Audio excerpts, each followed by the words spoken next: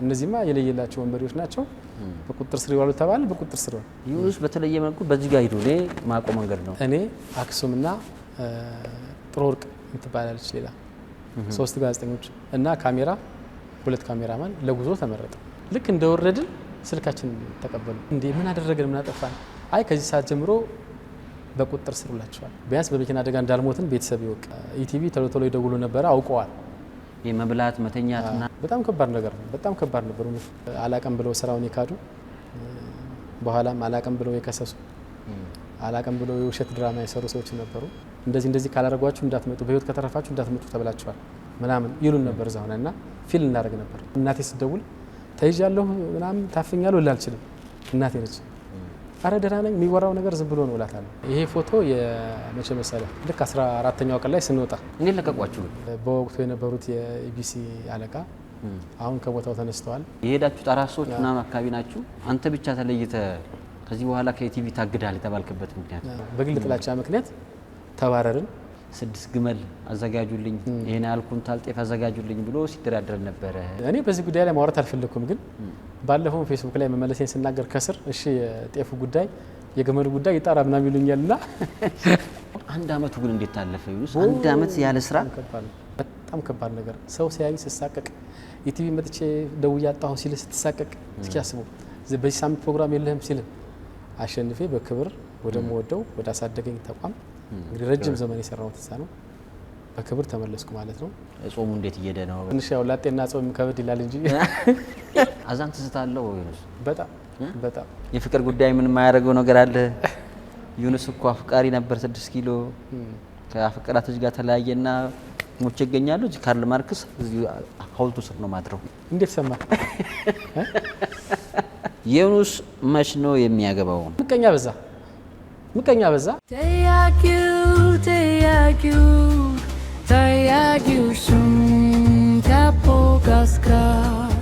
ጤና ይስጥልኝ የተወደዳችሁበት በያላችሁበት እንደምን ሰነበታችሁ። ይህ ጠያቂው ሲጠየቅ ነው። በናሁ ቴሌቪዥን ዩኑስ መሐመድ ነኝ። አብረን ቆይታ እናደርጋለን። እንኳን በቤቴ ሰላም መጣ ልበል ዩኑስ። እንኳን ለጠያቂው ሲጠየቅ ከረጅም ጊዜ በኋላ እንግዲህ ሲጀመር አካባቢ ጀምሮ ነው እንግዲህ አንድነን እንትን ያልነው ነገር ግን እንግዲህ ጊዜው አሁን ሆነና ከ3 አመት በኋላ ተገናኘ። በጣም እንኳን አትገኝም አንተ እንኳን በሰላም እንደዚሁ ለመገናኘት አበቃን። እንዳልከው ቀደም ሲል ቆይቷል ጊዜው ካወራና ፈጣሪ ፈቅዶ እንግዲህ ዛሬ ተገናኘ ማለት ነው። በጣም አሪፍ። ዋናው መገናኘቱ ነው። ጊዜ መቼ ቢሆን መች ቅድሚያ እንኳን ረመዳን ጾም አደረሰ ላለኝ ጾም ላይ ነው ያለነው። ጾሙ እንዴት እየሄደ ነው ብዬ ከዛ ብጀምር ደስ ይለኛል። አሪፍ ነው። ትንሽ ያው ላጤና ጾም ከበድ ይላል እንጂ አሁንም ድረስ በቃ እና ትንሽ ከበድ ይላል እንጂ ያው አሪፍ ነው። ያው ጾም ብዙ ጊዜ ሶሻል ላይፍ አብሮ ማፍጠሩ የበለጠ መጠያየቁ ዘመድ መገናኘቱ ምናምን ደስ ይላል። ከጓደኛ ጋር አንተ ጋር ብቻ ነው እስካሁን ያልተገናኘ ነውና ዛሬ አብረን እናፈጥራለን ብዬ አስባለሁ። በጣም አሪፍ ጥሩ እንትን ነው። ስለ ጾምና ረመዳን ወይ ደግሞ ስለ ላጤነት ስታነሳ እንደው አንድ ግጥም ሳነብ ነበረ። እንደ ነገ ጾም ሊያዝ እንደ ዛሬ አብራ የነበረች ሰዓትን ይዛ የጠፋችው ሴት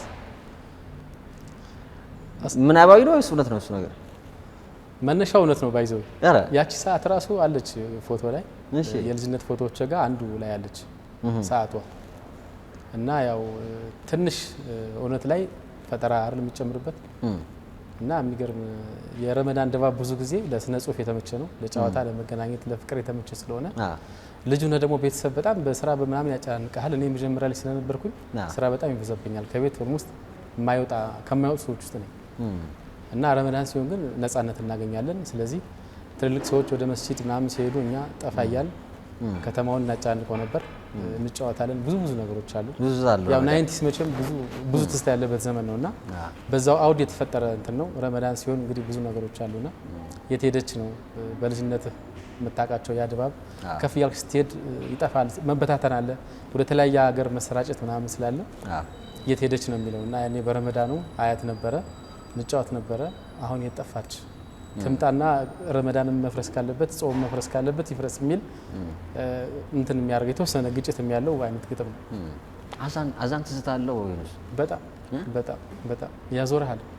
የምትወደውን ሰው አዛን ስታድግ አብሮ ያደገውን ሰው አዛን ስትሰማ እንባ ሁሉ ይመጣል። እውነት በወቅቱ አብሮ የነበረውም እውነታ ከነማን ጋር ሆነ ስትል ነበር ምናምን ትዝታዎች ይኖረዋል።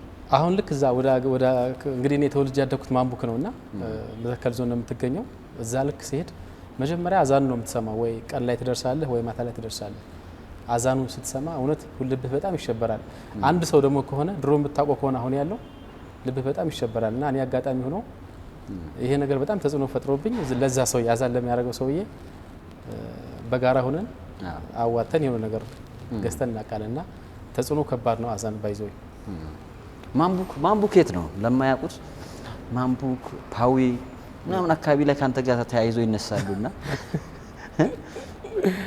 ያው ብዙዎቹ እንግዲህ የሉሴት ነው የተወለደው ምናምን ነገር ይላሉ። እስካሁን እንኳን በግልጽ አንዳንዴ ካልሆነ በስተቀር አናነሳውምና ያው ታላቁ የኢትዮጵያ ህዳሴ ግድብ ያለበት አካባቢ ነው። በጣም የሚገርም ቦታ ነውና በጣም የሚገርም የህዝብ ስብጥር ያለው የቤንሻንጉል ጉሙዝ ክልል ማለት ነው። ክልሉ ቤንሻንጉል ነው፣ ዞኑ መተከል ነው። የሚገርም አይነት ስብጥር ያለበት የሚገርም አይነት ተፈጥሮ ያለበት ወርቅ ብትል፣ ለውዝ ብትል፣ ሰሊጥ ብትል፣ ማሽላ ብትል፣ ቃንቄስ ምንድን ነው? በጣም ብዙ ቃንቄስ እሱ የተለየ ነው። እሱ ቄንቄስ ወይም ዋይካ ይባላል። በጣም የሚገርም ምግብ ነው። የአካባቢው ምግብ ነው። ብዙ ጊዜ ለጨጓራም ጥሩ ነው ይባላል። ከስጋ ጋር ይቀላቀላል። ከተለያየ ምግብ ጋር መቀላቀል ይቻላል። እሱ በቃ እሱን ተሻምተን ነው የምንገዛው ገበያ ላይ ሲመጣ ምናምን።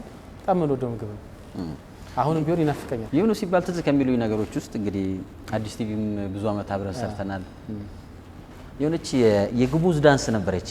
አረታው አንተ ከሴቶች ኋላ የክ የአካባቢ ባህላዊ እንትን ነው። በጣም የአካባቢ ባህላዊ ጨዋታ። ካሳ የሚል ስም ከየት ነው የመጣው? የቤተሰብ ያወጣል ስም ነው? የኑስ ብሎ ከሚያውቅ ይልቅ ሌላው መይሳው ይላል፣ ሌላው ካሳ ይላል። ከየት የመጣ ስም ነው ይሄ?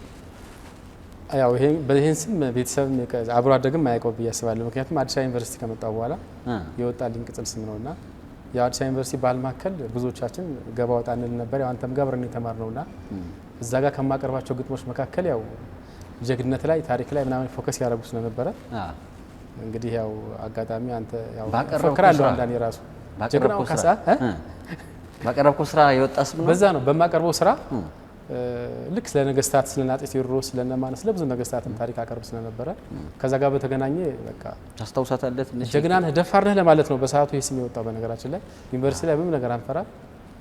የሆነ ሀሳብ ካለ እንቃወማለን፣ እንላለን፣ እንጽፋለን፣ እናገራለን። በዛ ጊዜ ማለት ነው።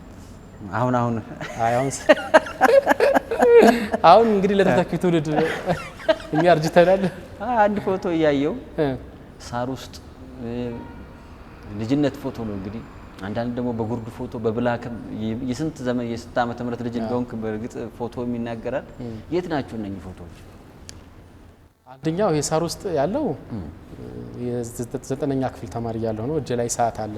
ይሄ ሰዓት ግጥም ውስጥ አለ። በጣም ነው ሞቶ ዋዜማ ላይ ተወሰደችው ሰዓት በጣም እሷ የምትገርም ሰዓት ነችና ከዛ ቀጥሎ ያለው ፎቶ በብላክ ሆኖ ጉርዱ ከዛ ያ ብላኩ ለመታወቂያ የተነሳሁት ነው። 10ኛ ክፍል ይሁን ምናምን ወደ ፕሪፓራቶሪ ሲሄድ ይሁን ምናምን ፕሪፓራቶሪ ካለውበት ቦታ ትንሽ ራቅ ብዬ ነው የተማርኩትና ያን የተነሳሁት መሰለኝ።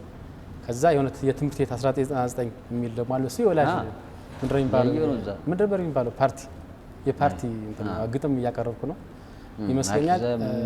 በጣም ኦፊሻሊ ግጥም ቆሜ ምናምን መድረክ ላይ ያቀረብኩበት ተማሪዎች ፊት ስለነበረ ያኔ ደግሞ መምህራን ተማሪ ሰብሰብ ያለበት ጊዜ ስለነበረ አልረሳውም። ያኔም ከትምህርት ቤት ሃይ ስኩል እንደ ኤሌመንተሪ ያለ እንደ ክበባት ተሳትፎ ስነ ጽሁፍ ምናምን እንደ ጋዜጠኝነቱ ያኔም ነበረ። እስቲ ትንሽ ስለሱ ታስታውስ ደስ ይለኛል።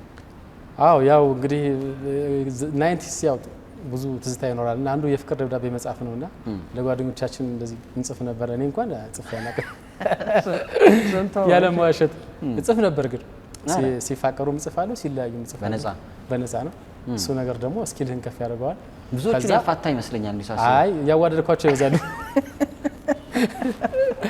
አንዷ አጋጣሚ ሆኖ ያው ከሱ ነው የመጣው ይሄ የማለያ ምናምን ብላ መጣ ልትጎዳኝ ሞከረች አለች።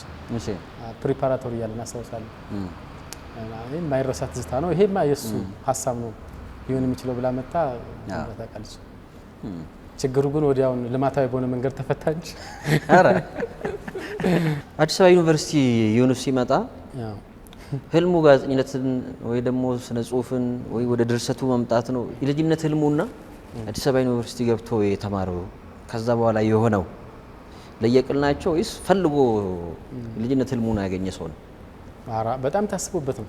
በጣም ታስቦበት እዛ ያው የፕሪፓራቶሪ ተማሪ ያለን እንግዲህ ክረምት በምናያቸው ፊልሞች በነ ጉዲፍቻ በነ አዲስ አበባ ዩኒቨርሲቲን ካልተሳሳትኩኝ አንዱ የማን ፊልም ነበረ?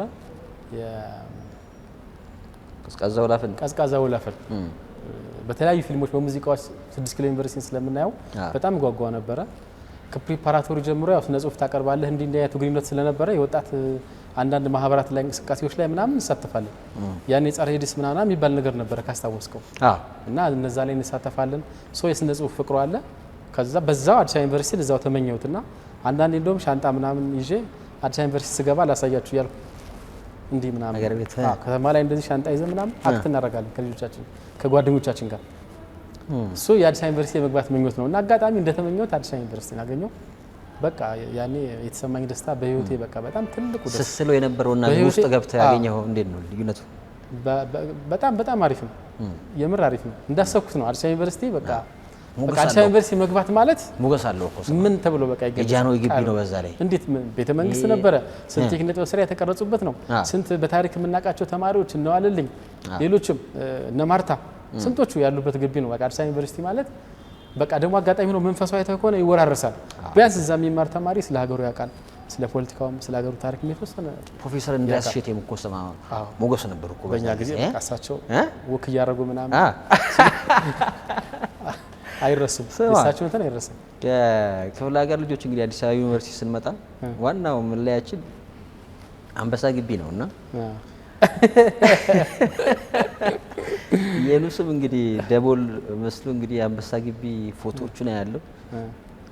ከአንበሳ ግቢ ውጪ እንደውም አንበሳ ትወዳለህ አንተ። ግቢ ውስጥ ያለው የአንበሳ ሐውልት ላይም አለ በፎቶ። ከአንበሳ አንጠፋም። ስማችን አንበሳ አብዱኪያር እንደዛ ነው። ያው በቃ እንደዛ ነው። አዲስ አበባ ዩኒቨርሲቲ የመጣ ሰው ምን ሊያደርግ ይችላል መሰለህ? አንደኛ በር ላይ አንበሳዎች ላይ ፎቶ ይነሳል። ከውስጥም በአምስተኛ በር በኩል ያለው ወደ ኳስ ሜዳው አካባቢ ያለው አንበሳ አለ። ግን ቀድመን አንበሳ ግቢ ለማየት አንበሳ የተናናቀም እንሰማለን በተረት እንጂ ድምፁ ይሰማ ነበር። ልክ ነው። እየራበው ይሆን ድምፁ ይሰማ ነበርና ባህል ማዕከል ላይ እንቅስቃሴዎች ላይ ነበራችሁ። በዚህ በስነ ጽሁፉ ደግሞ በተለይ የማይረሳኝ ዩኑስ ከይርጋ ቁሙላቸው ጋር የሚያቀርበው በላል በልሃ ነው። ይገርማል። በላል በልሃ ላይ ነበርክ። ያው እንግዲህ 6 ኪሎ ዩኒቨርሲቲ ባህል ማዕከል ይታወቃል። ከየዘነኞች መገኛ ነው። የነበቆት ስዩም የሌሎችም ትልልቅ ቦታ የደረሱ እነ ቴዲ አፍሮ ሳይቀር ይመጡ እንደነበረ መረጃውን ሰማ ነበረ ከኛ ቀደም ብለው። ከዛ ያው እነ ሰለሞን ሳህለ ነበሩ። እነሱ ሲወጡልን እኛ ተመቸን እንደፈለግን ለመሆን ማለት ነው። እንኳን ወጡ። ከዛ እኛ በቁጥጥር ሳችን አዋል ነው። የሮስ ስነ ጽሁፍ ሲያስቸግሩን ወደ ማክሰኞ መጥቶ ነበረ። እዛ ቦታ ላይ ተማሪዎችን በጣም እናዝናና ነበረ። አሁን ብዙዎች የሚያስታውሰኝ ባህል ማዕከል ስል ያን ግጥም ያነሱታል። በየሳምንቱ በየተራ ግጥም ከምናቀርበው በተጨማሪ ደግሞ ቅብብል ያው በዚህ በቼክ ዙሪያም ይሁን በፖለቲካ ዙሪያም ይሁን በምንም ጉዳይ ይሁን ቅብብል እንጽፋለን። ተማሪ በጣም በዛ ይዝናናል። አይረሳኝም እና ይርጋ በጣም የሚገርም ሰው ነው። ባይዝ እኔ በቼክ ዙሪያ ምን እንጽፋለን ምናምን ስትል ምን ትዝ አለኝ መሰለህ? ዩኑስ አንድ ጊዜ እዛ 6 ኪሎ እያለ ካርል ማርክስ የሚባል ሐውልት አለ አድባብ ፊት ለፊት ያለ አድባብ 6 ሰዓት አልፎ ሰዓቱ ካልሞቼ እገኛለሁ እዚህ ነው ማድረው ሐውልቱ ስር ተጋኗል። ነገር ምን ሆኖ ነው? የፍቅር ጉዳይ ምን የማያደርገው ነገር አለ? ዩኑስ እኮ አፍቃሪ ነበር 6 ኪሎ ከአፍቅራት ልጅ ጋር ተለያየና ሞቼ እገኛለሁ እዚህ ካርል ማርክስ እዚህ ሐውልቱ ስር ነው ማድረው። ይሄን ነገር ብትነግረኝ ደስ ይለኛል በጉጉት። አይ እቺ ተጋና የምትወራ ነገር ናት። እውነት ተጋና የሚወራ ነገር ነው እንጂ በአብዛኛው እኛ ስነ ጽሁፍና አርትን ነበር የምናፈቅረው። ካርል ማርክስ ጋር ካላደርኩ አረ ውሸት ነው። ግን ያው እዛ በጣም ከምናዘውተርበት ቦታ አንዱ ካርል ማርክስ ነው። ትንሽ ተናደከ ጠፋህም ይሄ በቃ የሆነ ነገር ነው ትባላለህ። ከዛ የሆነ ስም ይወጣልሃል ወይ ፍቅር ሊሆን ይችላል ወይ ምናምን ሊሆን ይችላል አብሮ ይያዝብሃል ኮንቴክስቱ። ግቢ ግን አልጀመረም አንተ ያይን ግን አይ የኔ ቢፎር ነው ብሏል ፋሲል።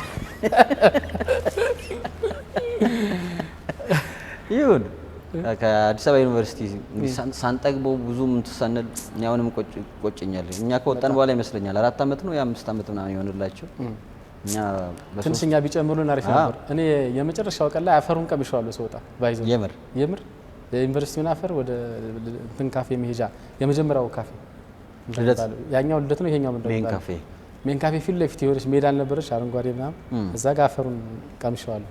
ይሄን ያክል በቃ ያለኝ ፍቅር ከወጣ በኋላ አንደኛ ብርን ደግሞ ማታ ስንላይ ያው እንግዲህ ተመልሼ አዲስ አበባ እመጣለሁ ወይ አልመጣም ወይ የሚለው ነገር ዩኒቨርሲቲ ላይ ያለው የሚለው ነገር ግቢውን ስሜው ነው እንደገና የወጣሁት። እውነት በጣም ነው የምወደው ራሴን እኔ የተሰራሁበት ቦታ ነው ብዬ ስለማስብ በጣም ከኢትዮጵያ ልጆች ጋር የተገናኘህበት ብዙ ትዝታ ያሳለፍክበት እኛ ጊዜ ደግሞ ስትርቅ ነፃነቱን አስበው ከቤተሰብ ርቀህ ዩኒቨርሲቲ ውስጥ እናንተ ጋር ስንቶች ጋር ምን ይረሳል። ያ ጋዜጠኛ ሆናለሁ ደራሲ ሆናለሁ ብሎ የልጅነት ህልሙን አልሞ የነበረው የኑስ መሐመድ በአንድ የቱርክ ትምህርት ቤት ውስጥ መምህር ሆኖ ራሱን አገኘው አለ።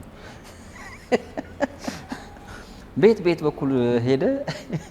በርግጥ በእኛ ጊዜ እኮ ስራ መያዝ እንደ ብርቅ አይደለም የሚቆጠረው። አዎ ያኔ ያው እንግዲህ እንትን ትላለህ ወደ የምትፈልገውን ስራ እስከምታገኝ የተገኘውን ስራ ትሰራለህ። ምንም ይሁን ጋዜጣም ላይ ጽፍ ነበር እኔ። ከዛ ባሻገር ደግሞ ሌሎች ስራዎችን የጽሁፍ ስራዎችንም ሰራ ነበር። አስተማሪነትም እንደዚሁ ከተገኘ ተሞካክር ነበርና በዛ መንገድ ውስጥ አልፌያለሁ። ምን ነበር የምታስተምረው?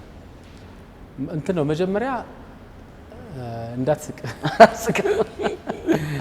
መጀመሪያ እንግሊዘኛ አስተምሬያለሁ እና እንዴት ሰርቫይቭ ላድርግ ያው ቅዳሜና እሁድ ነበር።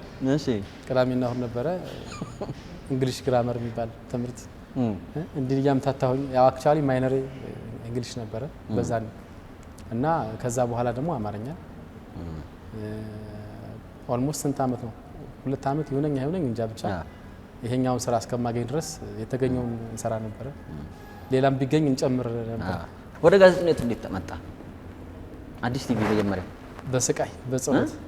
በስቃይ በጸሎት በጥበቃ ምክንያቱም ያው የለም ማስታወቂያ የለም ጉጉት ነው ጋዜጠኝነት የት ትሰራለህ? ኢትዮጵያ ቴሌቪዥን ኢቢኤስ ነበር ያኔ። ጋዜጠኝነት መጀመሪያ በተለያየ መንገድ ፕራክቲስ እናደርገው ነበር ያው ድል ስለሌለ ማለት ነው። ከዛ በኋላ ልክ ድሉ ሲገኝ አዲስ ቴሌቪዥን ላይ ያው እንግዲህ ያኔ ቲቪቱም አዲስ ቲቪ የሚባል ነበር አለ። አዲስ ቴሌቪዥን ላይ በወጣ ማስታወቂያ ትልቁ ችግር የነበረው ማስታወቂያ አይገኝም። የሚያስገባ ዘመድም የለም፣ ባለስልጣን ዘመድም የለም። ያለህ አማራጭ ማስታወቂያ እስኪወጣ አዲስ አበባ ላይ እንደምን መቆየት ነበር እና ማስታወቂያ ሲወጣ ተስገብግቤ ነው የተወዳደርኩት። ሲያን የነበረውን ድባብ ምዝገባው አካባቢ ፈተናው እነማን እንደነበሩ ትዝ የሚሉ ሰዎችን ብናነሳ ደስ ይለኛል። እንደውም አንዱ ከቅኝት እያነበብን ያው ፈተናው ላይ ውድድር ምናምን አይደል እያነበብ ካል አንዱ 3-4 የተሳሳተና ስንለማመር ነበር እኛ ቀደም ብለን ይሄ አዲስ አበባ ኮንቬንሽን ሴንተር ጀርባ ያለው ሐምሌ 19 አዲስ ቲቪ ማስታወቂያ ወጣ። በጣም ተስፋ የቆረጥኩበት ሰዓት ነበር። ያኔ ስራ የለኝም ነበር ባይዙ ያው እንደነገርኩ ጀመር ቆም ይል ነበር። ያኔ ከስራ ውጭ ነበርኩኝ እና የት አካባቢ ልጥፋ የት ሀገር ልሂድ ስለ አጋጣሚ ሆኖ ማስታወቂያ ወጣ። ከዛ ማስታወቂያውን ለማለፍ ማንበብ ምናምን አለው ስለሚባል የጽሁፍ የምናምን የንባብ የምናምን ቢሆን ብዙ ላይ ከብደን ይችላል። ከዛ ፕራክቲስ የምናደርግበት ቦታ የለንም። ሐምሌ 19 ሄደን 2-3 ቀን ትሬኒንግ አደረግን። ጤና ይስጥልኝ የተከበራችሁ ተመልካቾቻችን ምናምን እያልን ማለት ብዙ ልጆች አሉ እና አሁን የተለያየ ቦታ ላይ ገብተዋል። ከዛ ጠዋት የመጀመሪያ ፈተና ፕራክቲስ ይመስለኛል አላውቅም። ብዙ ጊዜ ፕራክቲስ ይቀድማል፣ ከዛ የጽሁፍ ፈተና ምናምን ይቀድማል። የፕራክቲሱ አይረሳም። ምክንያቱም ብዙ ሰው የተሰጠውን ወረቀት ለማንበብ በጣም ይቸገራል። ልክ የፍርድ ቤት ውሳኔ የሚያነብ የሞት ውሳኔ የሚያነብ ነው የሚመስለው። ካሜራ ፊት ለመጀመሪያ ጊዜ ነው። ካሜራም ለመጀመሪያ ጊዜ በቅርበት የሚያየው እዛ ነው። አይተው አታውቅም። ትልልቅ ካሜራ የታየት በጣም አስፈሪ ነው እና እኔ በትክክል ያው ተለማምጄ ስለነበር አምፖል እያበራሁ ማታ ቤትም እለማመዳለሁ። አምፖል እዛ ስቱዲዮስ ላይ ታለ ስለተባለ እንደዚህ ምናምን እንዳትል ሄጄ ጠዋት በትክክል ያው ማለት ከፍተኛ ውጤት ነበር። ጥሩ ውጤት ነው ያመጣሁት። ማንበቡን በደንብ ትሬኒንግ አድርጌ ነበር። የጽሁፍ ላይ ብዙ ሰዎች በልጠውኛል። በኋላ የብዙ ጓደኞቼ ምናምን ሳይ አንዳንዱ ልክ እንደ አይዶል ከቅኝት የተሸራተተ ምናምን ሁሉ ይገጥማል። የምር 3-4 ጊዜ ሁሉ በቃ እንደሚንቀጠቀጥ ሲያደርግ ምን ሲል ማለት እሱ አይረሳም ነበር። እነማን ነበሩ አብሮ የተወዳደሩ አብሮ የተቀጠሩ ታስታውሳችሁ? ከኔ ጋር አብሮ የተወዳደሩት አብዱ መሐመድ ስፖርት ጋዜጠኛው እሱ ነበር። ጎበዝ ነው። አሁን ነው ቤን ላይ እንደውም እሱ እንደወጣን ቶሎ ጋዜጠኝነትን ፕራክቲስ የማድረግ እዛው እድሉ ነበረው። ከዛ ማስታወቂያ ሲወጣ ከኛ ጋር ተወዳድሮ ገባ። ሌሎቹ ዴቭ ሳምንቱ ባንድ ታውቆ ዳዊት ዘኪዮስ ዘኪዮስ ምርጥ ልጅ ጎበዝ ልጅ ከዛ ዳንኤል የሞተው ያረፈው ዳንኤል ቸሩ በጣም የሚገርም ነፍሱን ይማር በጣም ጎበዝ አንባቢ የሆነ ጋዜጠኛ ነበር። መጽሐፍ ከእጁ አይጠፋም። ጎበዝ ነው። እኛ ደግሞ ያኔው ከስነ ጽሁፍ እየመጣን ስለነበረ ከሱ ጋር እንግባባ ነበር። ከዛ ይበልጣል ይቤ አሁን ይዛኔ ያለችው እሷ ይቤ ይዚያ ይሄዳል። አንዳንዴ አዲስ ቲቪ ይመለሳል። ወደዛ ይሄዳል። ልንጨብጠው አልቻልንም። ይቤ ራስ ምርጥ ልጅ ነውና ነሚላና ሰፊና ናቸው። ግን ትዝ ይሉኝ ነው የሱ ሰስታ ከነሱ መሀል ላይ ሆኖ ይጓዝ ነበር። ያስቀናኝ ነበር። ደግሞ ቆንጆ ናቸው በጣም እንዴ ይቤ እና ያኔ አምስታችን ያለፍነው ያው አዲስ ቲቪ ሲቀጥር የመጀመሪያም ይባላል በዲግሪ ሌቭል ያወጣው የመጀመሪያም ይባላል። ባይዞ በኋላ ኢትዮጵያ ቴሌቪዥን እኛ ስንገባ የመጀመሪያ ይባላል ማስታወቂያ ስለማይወጣ። አንዳንድ የሚገርመኝ ቀደም ሲል የነበረው ችግር ማስታወቂያ አውጥቶ አያወዳድሩ ሶ ማስታወቂያ አውጥቶ ካላወዳደሩ መቼም እዛ ጣቢያ ላይ አትሰራም ማለት ነው። አሁንም ያለው ችግር ይሄ ይመስለኛል። ብዙ ቦታ ላይ እባካችሁ ሚዲያዎች ማስታወቂያ አውጡ፣ ሰዎች በነፃነት ተወዳድረው እንደኛ ይለፉ። ይሄን እመኛለሁ ለብዙ ላይ ደግሞ በዜሮ አመት ከዩኒቨርሲቲ የሚመረቁት እኮ ስማ አሁን ሁሉም ሚዲያ ከ6 አመት ስራ ልምድ 4 አመት ስራ ልምድ አሁን ካልሆነ በስተቀር ስራ ለሳሳት የሆኑ ጋዜጠኞች የተመረቁ እኮ በጣም ጎበዝ ልጆች አሉ። ግን እድሉ ስራ ላለው ነው ማስታወቂያ የሚወጣው እንደምታውቀው። ስራ ለሌለው ነበር ሞዴል ያለበት። ግን በቃ ጋዜጠኝነት ያው ታለንት የሚፈልግ ስራ ነው። ጋዜጠኝነት ቲያትር የእርሶ ቲያትር ነው የኛ እኔ ስነ ጽሁፍ ነኝ አክቹአሊ። ግን እንዲህ አይነት ሙያዎች ብዙ ጊዜ ምን ይፈልጋሉ? ታለንት ስለሆኑ ማስታወቂያ በጣም ይፈልጋሉ። ሰቀልክም አልሰቀልክም ሰነፍ ተማሪ ሆንክም ጎበዝ ተማሪ ሆንክም ማስታወቂያ ወጥቶ ታለንት መታየት አለበት። እና ትልቁ ችግር ይሄ ነው። እኔ እኮ ዩኒቨርሲቲ ሆኜ ጽፍ ነበር እኮ ጋዜጣ ላይ ፍትህ ጋዜጣ ምናምን ላይ ጽፍ ነበር። አንዳንድ ቦታዎች ላይ ሞክር ነበር። እዛ ሁኜም ሃይስኩልኝም ጋዜጣ ላይ ጽፍ ነበር። ባይዞ በኔ ስም ይወጣልኝ ነበርና ግን ከየት ታገኛለህ እድሉ? ማስታወቂያ ግድ መኖር አለበት። አዲስ ቲቪ ማስታወቂያ ወጣ እድሉ በቃ ወዲያው ያገኘሁት። ከዛ ደግሞ ያው ወደ ኤቢሲ ደግሞ ረዘም ያለው አዲስ ቲቪ ጋር ትንሽ የተወሰነ ነገር እናንሳ። ያው ብዙዎችን ያፈራ በጣም ብዙ ነገሮችን ያስተማረን የጋዜጠኝነትን ሀው የተማርንበት ቤት ነው። አሁንም ድረስ ተኩራርተን ኤዲቲንግ እንደልባችን ምናምን እንድንሰራ እድሉ የሰጠን በጣም እንግዲህ በአላማና በመልእክት በብዙ ነገር የቀረጸን ነው። ቤቱ ምን አገኘህበት እስቲ? አዲስ ቲቪ በጣም ብዙ ነገር ነው። በጣም ያው እንደምታውቀው የኢትዮጵያ ሚዲያዎች በብዙ መንገድ ይበልጣቸዋል። እርስ በርስ ባለው ግንኙነት፣ በአመታዊ ጉዞዎች፣ እንደገና በሙያው ደረጃ ሙያን በማሰልጠን ደረጃ አዲስ ቴሌቪዥን ላይ ሆነ ያው በአመት ውስጥ በወር ውስጥ ምናምን ውስጥ ብቻ ብዙ ስልጠናዎችም አሉ አይደለ? ስልጠና የሌለበት ጊዜ የለም። ሌላው በቀር በየሳምንቱ ስለተላለፈ ፕሮግራም የስልጠና ያክል ከርዕስ ጀምሮ ከተለያየ ነገር ከካሜራ ሾት ጀምሮ ከምን ጀምሮ ዲቴል ነው ያያለና አዲስ ቴሌቪዥን ያኔ እንግዲህ የነበረው ነገር በቃ ሰው የሚሰራበት ነው። በቃ ስለ ጋዜጠኝነት ምንም ማያውቅ ሰው እንኳን ቢሆን መጥቶ ብዙ ነገር የሚማርበት ነውና ትዝታው አይረሳም። በተለይ ጉዞ እንደምታውቀው እዛ ሁሉም ደግሞ ቅጽል ስም አለው። ቅጽል ስሙም አይረሳም። አዲስ ቲቪ ቅጽል ስም የሌለው አልነበረምና አሁን ይኑር አይኑር ደግሞ እስኪናጣራልና አሁን ዓለማችንን ከሚመራት ከፑቲን እስከ ጧጧት ፕሮግራም ግምገማ ላይ ያለው ፍጭት እኔ እንደውም አንተ አንድ ነገር ትስትረኛለህ። አንተ ሰውዬ ስታንድ አፕ ታበዛለህ፣ ይሄ በቴሌቪዥን ራስን ካላሳይ ፕሮግራም የሰራ አይመስልም ምናምን የሚል ነገር ሀሳብ ተነስቶብህ በሬ ያልሰረኩ ነው አባቴን በሬ ሰርቄ አልመጣሁ ነው ለምን እደበቃለሁ? ቴሌቪዥን ይስ ግን ለይሱ ራሱስ ለተመልካቾች ግልጽ ለማድረግ ያክል ያው ያኔ በፕሮግራም ስንሰራ መሀል ላይ መታየት ምን ማለት ምናምን ወይ ደግሞ ቀድመህ አንተ መታየት አሁን እከሌ እዚህ ቦታ ነኝ ምናምን ማለት እንደ እንትን ይታይ ነበር። ምክንያቱም ምን መሰለ በአንድ በኩል ከኋላ የትህትና ዘመንም ስለነበረ ያው እኔ እንደዚህ ነኝ ምናምን አይባልም በእኛ ባህል። እኔ ይመስለኛል እሱ ነው። ከዛ ካሜራ ብርቅ ስለሆነ ለመታየት በጣም የተመረጠ ሰው ምን ያለ ሰው ምናምን ወይ አሪፍ ሸሚዝ ለብሰህ ምናምን ይሆን እንትን አለው እና ከሆነ ጊዜ በኋላ እኛ ደግሞ አዲስ ጄኔሬሽን ስለሆነ የራሳችን ፍላጎት ምናምን አለን። የፕሮግራሙ ህግ ያስገድዳል። አንዳንዴ መሀል ላይ እንድትገባው ፕሮዳክሽን ላይ በናሬሽን ልታወራ ትችላለህ፣ ገብተህ ልታወራ ማለት ትችላለህና እኛ ሳይንሱን ለመተግበር ስናስብ እነሱ ደግሞ ከመታየት አንጻር ያዩታል። ከዛ ጭቅጭቅ ይፈጠራል። ብዙዎች ጋር እንዲያት ነገር ይፈጠራልና ስታንድ ባይገባ ምናምን ሲል የሆነ ሰው እኔ በሬ ሰርቄ አልመጣሁ ባትታይ ሲለኝ ነው እንግዲህ እንደዛ ያሉት ማለት ነው። ለምን አባቴ ብዬ ለማለት ታይ? አዎ እንዴ እናስታውሳቸው እስቲ ጋዜጠኞች መታየት ይጠቀመኝ መታየት የራስን መሸጥ ምናምን የሚባል ነገር ደግሞ እኮ አለ። አዎ በቃ እንደዚህ ደስ ይላል። አጎት ሲደውልልህ ድሮ አስተማሪ አሁን አንዴ 6:30 ያኔ አዲስ ቲቪ ሆነን 6:30 በኢትዮጵያ ቴሌቪዥን የሚተላለፍ ፕሮግራም ነበር። ያችን ነበር ነው ሞር የሚሻማትና ጻብ ነበር እዛ የሆነ ሰው ከሆነ ሀገር ደውሎ አራ ምናምን ሲያናግርህ ምናምን አስቡ አየሁ እኮ ደበቃ ትላለህ በኩራት እሷን ሳጠብቅ እኔ የብር ማዕድ የሚል ፕሮግራም ነበር ያኔ ጠብቄ ሰራባት ነበር እነ መላኩ አሻግሬ መላኩ መጀመሪያ እንግዲህ ያገኘው ነው አለቃ እሱ ነው አታይሱ ነው አይደል የኔም አለቃ እሱ ነበር መቶ አለቃ መላኩ እነ ኤልያስ ሰለሞን በጥበብ ላይ ሲሰሩ የነበሩ ስራዎች ኤልያስ እናንተ ነህ እነማን ወይ አዲስ ቲቪ ባይዞ እነ ዛህራ ሃይሚ ዜማ አዲስ የሳምንቱ ባንድ ስትል ምትዛል ይመስላል መጀመሪያ ወደ ጋዜጠኝነት እንደመጣን 5 ነን እኛ እንግዲህ ብያለሁና እንዲህ ያየንና ያው አብዱ ስፖርት ነው የሚሰራው ሌላ ሊሰራ አይችልም እኔን እንደዚህ ያዩኝና አንቺ መዝናኛ ምናምን ነገር አሉኝ ከዛ ያው በፍላጎት ስለማይሆን ነው ከዛ ዳዊት የሳምንቱ ባንድ እሱ መምህር ስለነበር ትምህርት ያሉት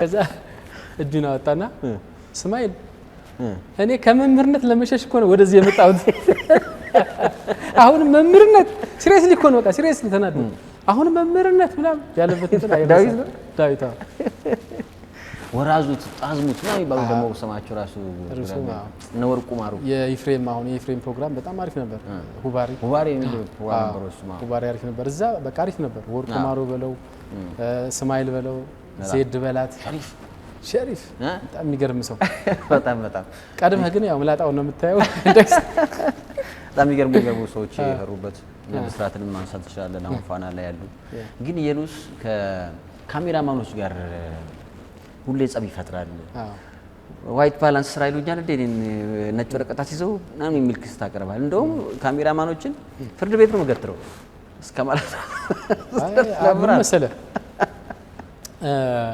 እኔ ካሜራማንና ሹፌር ጋር በደንብ እንግዲህ ሚዲያ ውስጥ የሚሰራ ሰው ያውቀዋል ስለምናውቀው ስራህን ለመስራት ያለህ ብቸኛ አማራጭ አንተም የራስ እውነት አለ ካሜራውም የራስ እውነት አለው ሹፌሩም የራስ እውነት አለው ያው እንግዲህ ባንዳንድ ባለመናበብ ችግርም ሁላችንም እውነት ይዘን ግን ልንጣላ እንችላለን ግን ብዙ ጊዜ የማደርገው ምንድነው ርቀቴን ነው የምጠብቀው ርቀቴን እጠብቃለሁ ለምሳሌ አሁን ልንሰራ ወጥተን ካልሰራ እንደሌላው መጥቼ እንትን ልላልችል ዋይት ባላንስ ማትዘላችሁ ወረቀት እንዲያደርግበት ምክንያት እሱ ነው ሁለተኛ አሁን ዋይት ባላንስ ላይ ያው ዋይት ባላንስ እንግዲህ ካሜራው ስራ ከመጀመር በፊት ወረቀት ይዘን ነጭ ወረቀት እንትንልና ከዛ ምስሉን ባላንስ እንዲያደርገው ምናምን ነው እንግዲህ እና አንዳንዶቹ አንድ ረጅም ሰዓት 10 ደቂቃ 20 ደቂቃ እንደዚህ ካሜራ ፊት ወረቀት ይዘህ ትቆማለህና ያሰለቻል ከዛ ወይ ራሱ ወይ ዋይት ባላንስን ጨርሶ ትምጣ ትላለህ አንዳንዴ በቀላሉ ታደርጋለህ ችግር የለም ሲደጋገምብህ ግን ለምሳሌ የሆነ ሰው ኢንተርቪው ያደረክ 3-4 ጊዜ ዋይት ባላንስ ካለ ምን ትላለህ እሱ ነውና ካሜራማን ጋር ምንም የክስ እንትን ያ በተለየ ከአንድ ሰው ጋር ነበር አንተ ብዙ እንትን የነበረ ሊወርድ ግን ይችላል ምክንያቱም ስራ ላይ እንደምታውቀው በቃ አንዳንድ ጊዜ በጣም ስትስቅና ፍቅር ስትሆን በቃ ሳቀልኝ ብለው ስራን የሚያበላሹ ሰዎች አሉ ከዛ ያለው አማራጭ ሲሪየስ ትሆንና ስራ ላይ ምን ጊዜም ሲሪየስ ትሆናለህ ከዛ ውጭ ግን የፍቅር ሰው ነኝ ታውቃለህ እሱ እውነት ነው ከነታምራት ደስታ ጋር ያለው እዚህ ነፍሱን ይማረውና ዳንኤል ተገኝ አትሌት ገብረ እግዚአብሔር ገረመ ከጸጊ ጋር ሆናችሁ የመጀመሪያ አካባቢ ፋሲካ ባል ፕሮግራም ይመስል ነበር እንደው ከታሜ ጋር ያኔ የነበረውን ትንሽ የተወሰነ ነገር ብነግረኝ ደስ ይለኛል አዎ ይሄ ፕሮግራም እንግዲህ ያው እዛ አዲስ ቴሌቪዥን እንግዲህ ካለ ጥሩ ነገር አንዱ የነበረው በተሻለ ነገር አንድ ነገር ሁሌ ስለመስራት ማሰብ ነው ዝም ብሎ ከመሬት ብድግ ተብሎ ምናምን የሆነ ቦታ አይኬድም እንደምታውቀው ማለት ነው ቦጋለን ከሆነ የምሰራው ቦጋለ ምንድነው ማን ነው እንዴት ነው ወዴት ነው ከዛ ደግሞ እንዴት እንስራው ምናምን የሚል ነገር ረጅም ሰዓት ክርክር ይደረጋልና በዛ ሂደት ውስጥ ያው ይሄ ሐሳብ መጣ ኖርማሊ እንግዶችን ጠርተን እንዲህ ከሚሆን እንዲህ ዶሮም እያሳረድን ሊጥም እያስቦካን አዝማሪም እያስገዘገዝን ምናምን ብናደርገው የሚለው ነገር መጣ ተቀባይነት አገኘ ታሜን ከዛ በፊት ታምራት ደስታን አበባ ሬዲዮ ላይ አባግዛቸው ስታቀርቡ ድርሼ በጣም ነው መወደው ታምራት ነፍሱ ይማርና እዛ ታውቂው ነበር እኔ አንድ ቀን አንተ መስራት ፈልጋለሁ እና አንብዬ ታውቂው እንደውም አንድ በጣም የማይረሳኝ የመጀመሪያው አልበም በጣም ደስ የሚለው በጣም እና ለምን እንደዛ አርጋ ተሰራ ምናምን ብዬው አየምስ ድንግልናን ማን የማይወደው አለ እንደዚህ እንዳለኝ ያረሳብና ከዛ ደወልኩለት ያው ፕሮግራሙ ተሰራ የፋሲካ በዓል ነበረ እንደምታየው በቃ የተላለፈው በኢትዮጵያ ቴሌቪዥን ነበረ በጣም የሚገርም ዝግጅት ነበር እውነት ለመናገር ከዛ በኋላ እንደውም አብዛኛው ሚዲያ እንደሰማሁት ሊጋነንም ይችላል ዶሮ ማስበለት አስጀመራችሁ ምናምን ሊጥ ማስቦካት አስጀመራችሁ ነው ተብሎ ነበር ለምን አሪፍ ሰዓት ነው የተላለፈው የማይረሳ ነው። ከዛ ገብረ እግዚአብሔር እንግዲህ ትልቅ አትሌታችን ነው የማራቶን እሱ ቡና ያፈላል። ከዛ ታምራት ደስታ ደግሞ እንትን ያደርጋል ምንድነው ዶሮ ነው የሚበልተው ዳንኤል ተገኝ ጋር ምናምን ሰይነ ዳንኤል ተገኝ እንደዚህና አጋጣሚ ሁላቸውንም ማጥንተን ነው ሰርቶት የማያውቁት ስራ ነበረ። ይሄን ደግሞ እንደዳኝልን መሰረት ጉሙጉምና መጣናት። ከዛ ደግሞ ባለ ክራር ደግሞ ታሜ ደግሞ መጣልን። ምን የቀወጠ እሱ ፕሮግራም ዝነኛ ያደረገኝ ኢቲቪ ላይ ሄዶ ነው 6 ተኩል ዝነኛ ያደረገኝ የተላለፈው በኢትዮጵያ ቴሌቪዥን ነው። ኦልሞስት ሁሉም ኢትዮጵያውያን አይተውታል። ከዛ በኋላ በቃ ዝናው ጀመረ። ከዛ ፊትም ነበር አንተ በጣም አሪፍ ፕሮግራም ነበር። ግን ጎበዝ ብሎኛል በዛ ፕሮግራም ታሜ። አንድ ጊዜ ብሔራዊ ቲያትር ታምራትና ዳንኤል ላገኛቸው ከዛ እስከ ቤት እንሸኝህ ብለው በጣም እኮ በዚያ ፕሮግራም እኮ ምናምን ብሎ ምናምን አድንቆኛል። አልረሳውም። አይ በጣም የተለየ ኢነርጂ ብሎኛል ታምራት። ግን አጋጣሚ ሆኖ ደግሞ ኢትዮጵያ ቴሌቪዥን ስገባ አጋጣሚ ሆኖ በታምራት ደስታ ሞት ነው የስራ የጀመርኩት። ከታሜ ጋር የተያዘ ነው ያን ከታሜ ጋር የተያዘ ነው። አይገርም? በጣም ይገርም ነው። በጣም አሪፍ ከአዲስ ቲቪ ቤት እንግዲህ በጣም ተስታው ብዙ ቢሆንም ከዛ እንውጣና እንግዲህ አንድ መነባነበማ ያለው ወደ አባይ ስንጓዝ የጉዞ ማስታወሻ ምን ካሰራው ነው የምትለው ካሳ እንግዲህ አሳበላሻለሁ የሚል ግጥም ተመልካቾችም እያዩት ይገኛሉ። እንግዲህ እቺ ልብስ ደግሞ እንግዲህ የትም ቦታ ነው መገባው የትም ቦታ አንድ ለናት ስፖንሰር ናት ባይዘው የምር እኔና ሙሉቀን አስን ሂደን እኛ እናስተዋውቅላችሁ ምናምን ብለን ሽሮ ሜዳ በስፖንሰር ነው ያሰራት። መጀመሪያ ከስፖንሰር ያገኘናት ጥቅም እናትና ሁለታችን ተማሳይ ለብሰን ነው ትዝ ይለኛል። አዎ እንደዚህ የሆነ እንትን ነበራችሁ ሁለታችሁ። ከዛ ይሄ ግጥም ያው አጋጣሚ ወደ አባይ በመናረገው ጉዞ ማስታወቂያ ወጣ። የግጥም ስራ ያላችሁ ተወዳደሩ ምናምን የሚል ቦርድ ላይ ተለጠፈ። ያው ግቢ ውስጥም ጥበብ እንደሚጠራኝ ብዙ ሰው ያውቃል። ጥበብ ጠራችኝ እያላችሁ ቆይ ከስብሰባ እያቋረጣችሁ ጥቂት ነገር ነበር አይቆይ እሱ ነገር አይደለም ጥበብ ጠራኝ ምናምን ጠራኝ እያልን ነበርና ያው አጋጣሚ በዛ የተነሳ በቃ ግጥሟ የኔ ግጥም ተመረጠ። ጉዞ ላይ ነበር ካላንተ? አዎ ነበር። በጣም አሰልችና አስቸጋሪ ጉዞ ነበር ወደ አባይ ያደረግነው ጉዞ። ያን የተጀመረ እንግዲህ የስነ ጽሁፍ እንግዲህ ከማንቡክም ጀምሮ የመጣው የስነ ጽሁፍ እድገቱ አዲስ አበባ ዩኒቨርሲቲም ሌሎችም እድገት አስተዋጽኦ አድርጎ የራስ ሁለት መጽሐፎች ለአንባቢ ያደርሳል። የአማርኛ ሰዋስውና ስነ ጽሁፍ እንደገና የነፍስያ ድምጾችን በግጥም መድበል ለተመልካቾች ለአድማጭ ለአንባቢያን አድርሰሃል። እንግዲህ ደራሲም ነህ ገጣሚም ነህ ጋዜጠኛቱም አለ ሌላ ነገር የዘርፈ ብዙ ሙያ ባለቤት ሆናል። አቀባበላቸው እንዴት ነበር የሁለቱ መጽሐፎች? አማርኛ ሰዋስውና ስነ ጽሁፍ በቃ ያው እንደምታውቀው የስነ ጽሁፍ ተማሪ ነኝና ከዛ ጋር በተገናኘ ስነ ጽሁፍ በጣም ወድጀው መጀመሪያ አልማርም ብዬ እንትን ብዬ ነበረ።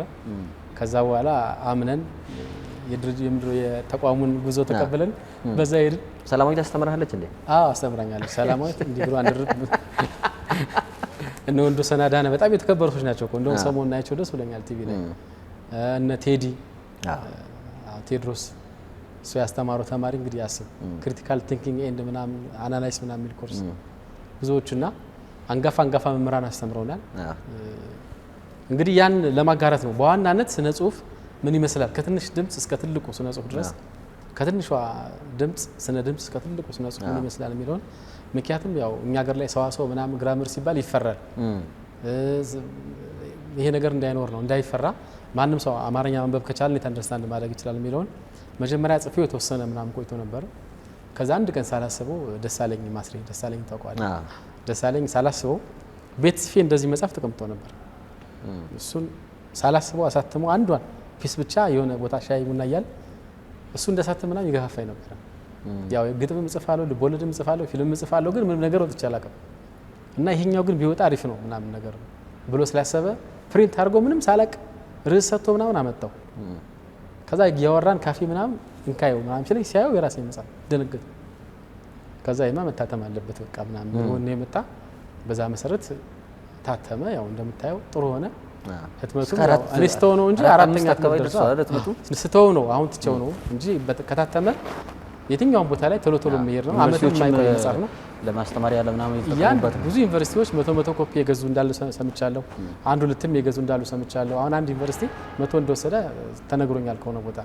ልክ እንደዚህ በየተቋማቱ በየኮሌጁ እንዲገባ እንጅባራ ዩኒቨርሲቲ አለ፣ ባህር ዳር ዩኒቨርሲቲ አለ፣ አርባ ምንጭ ዩኒቨርሲቲ አለ ምናምን።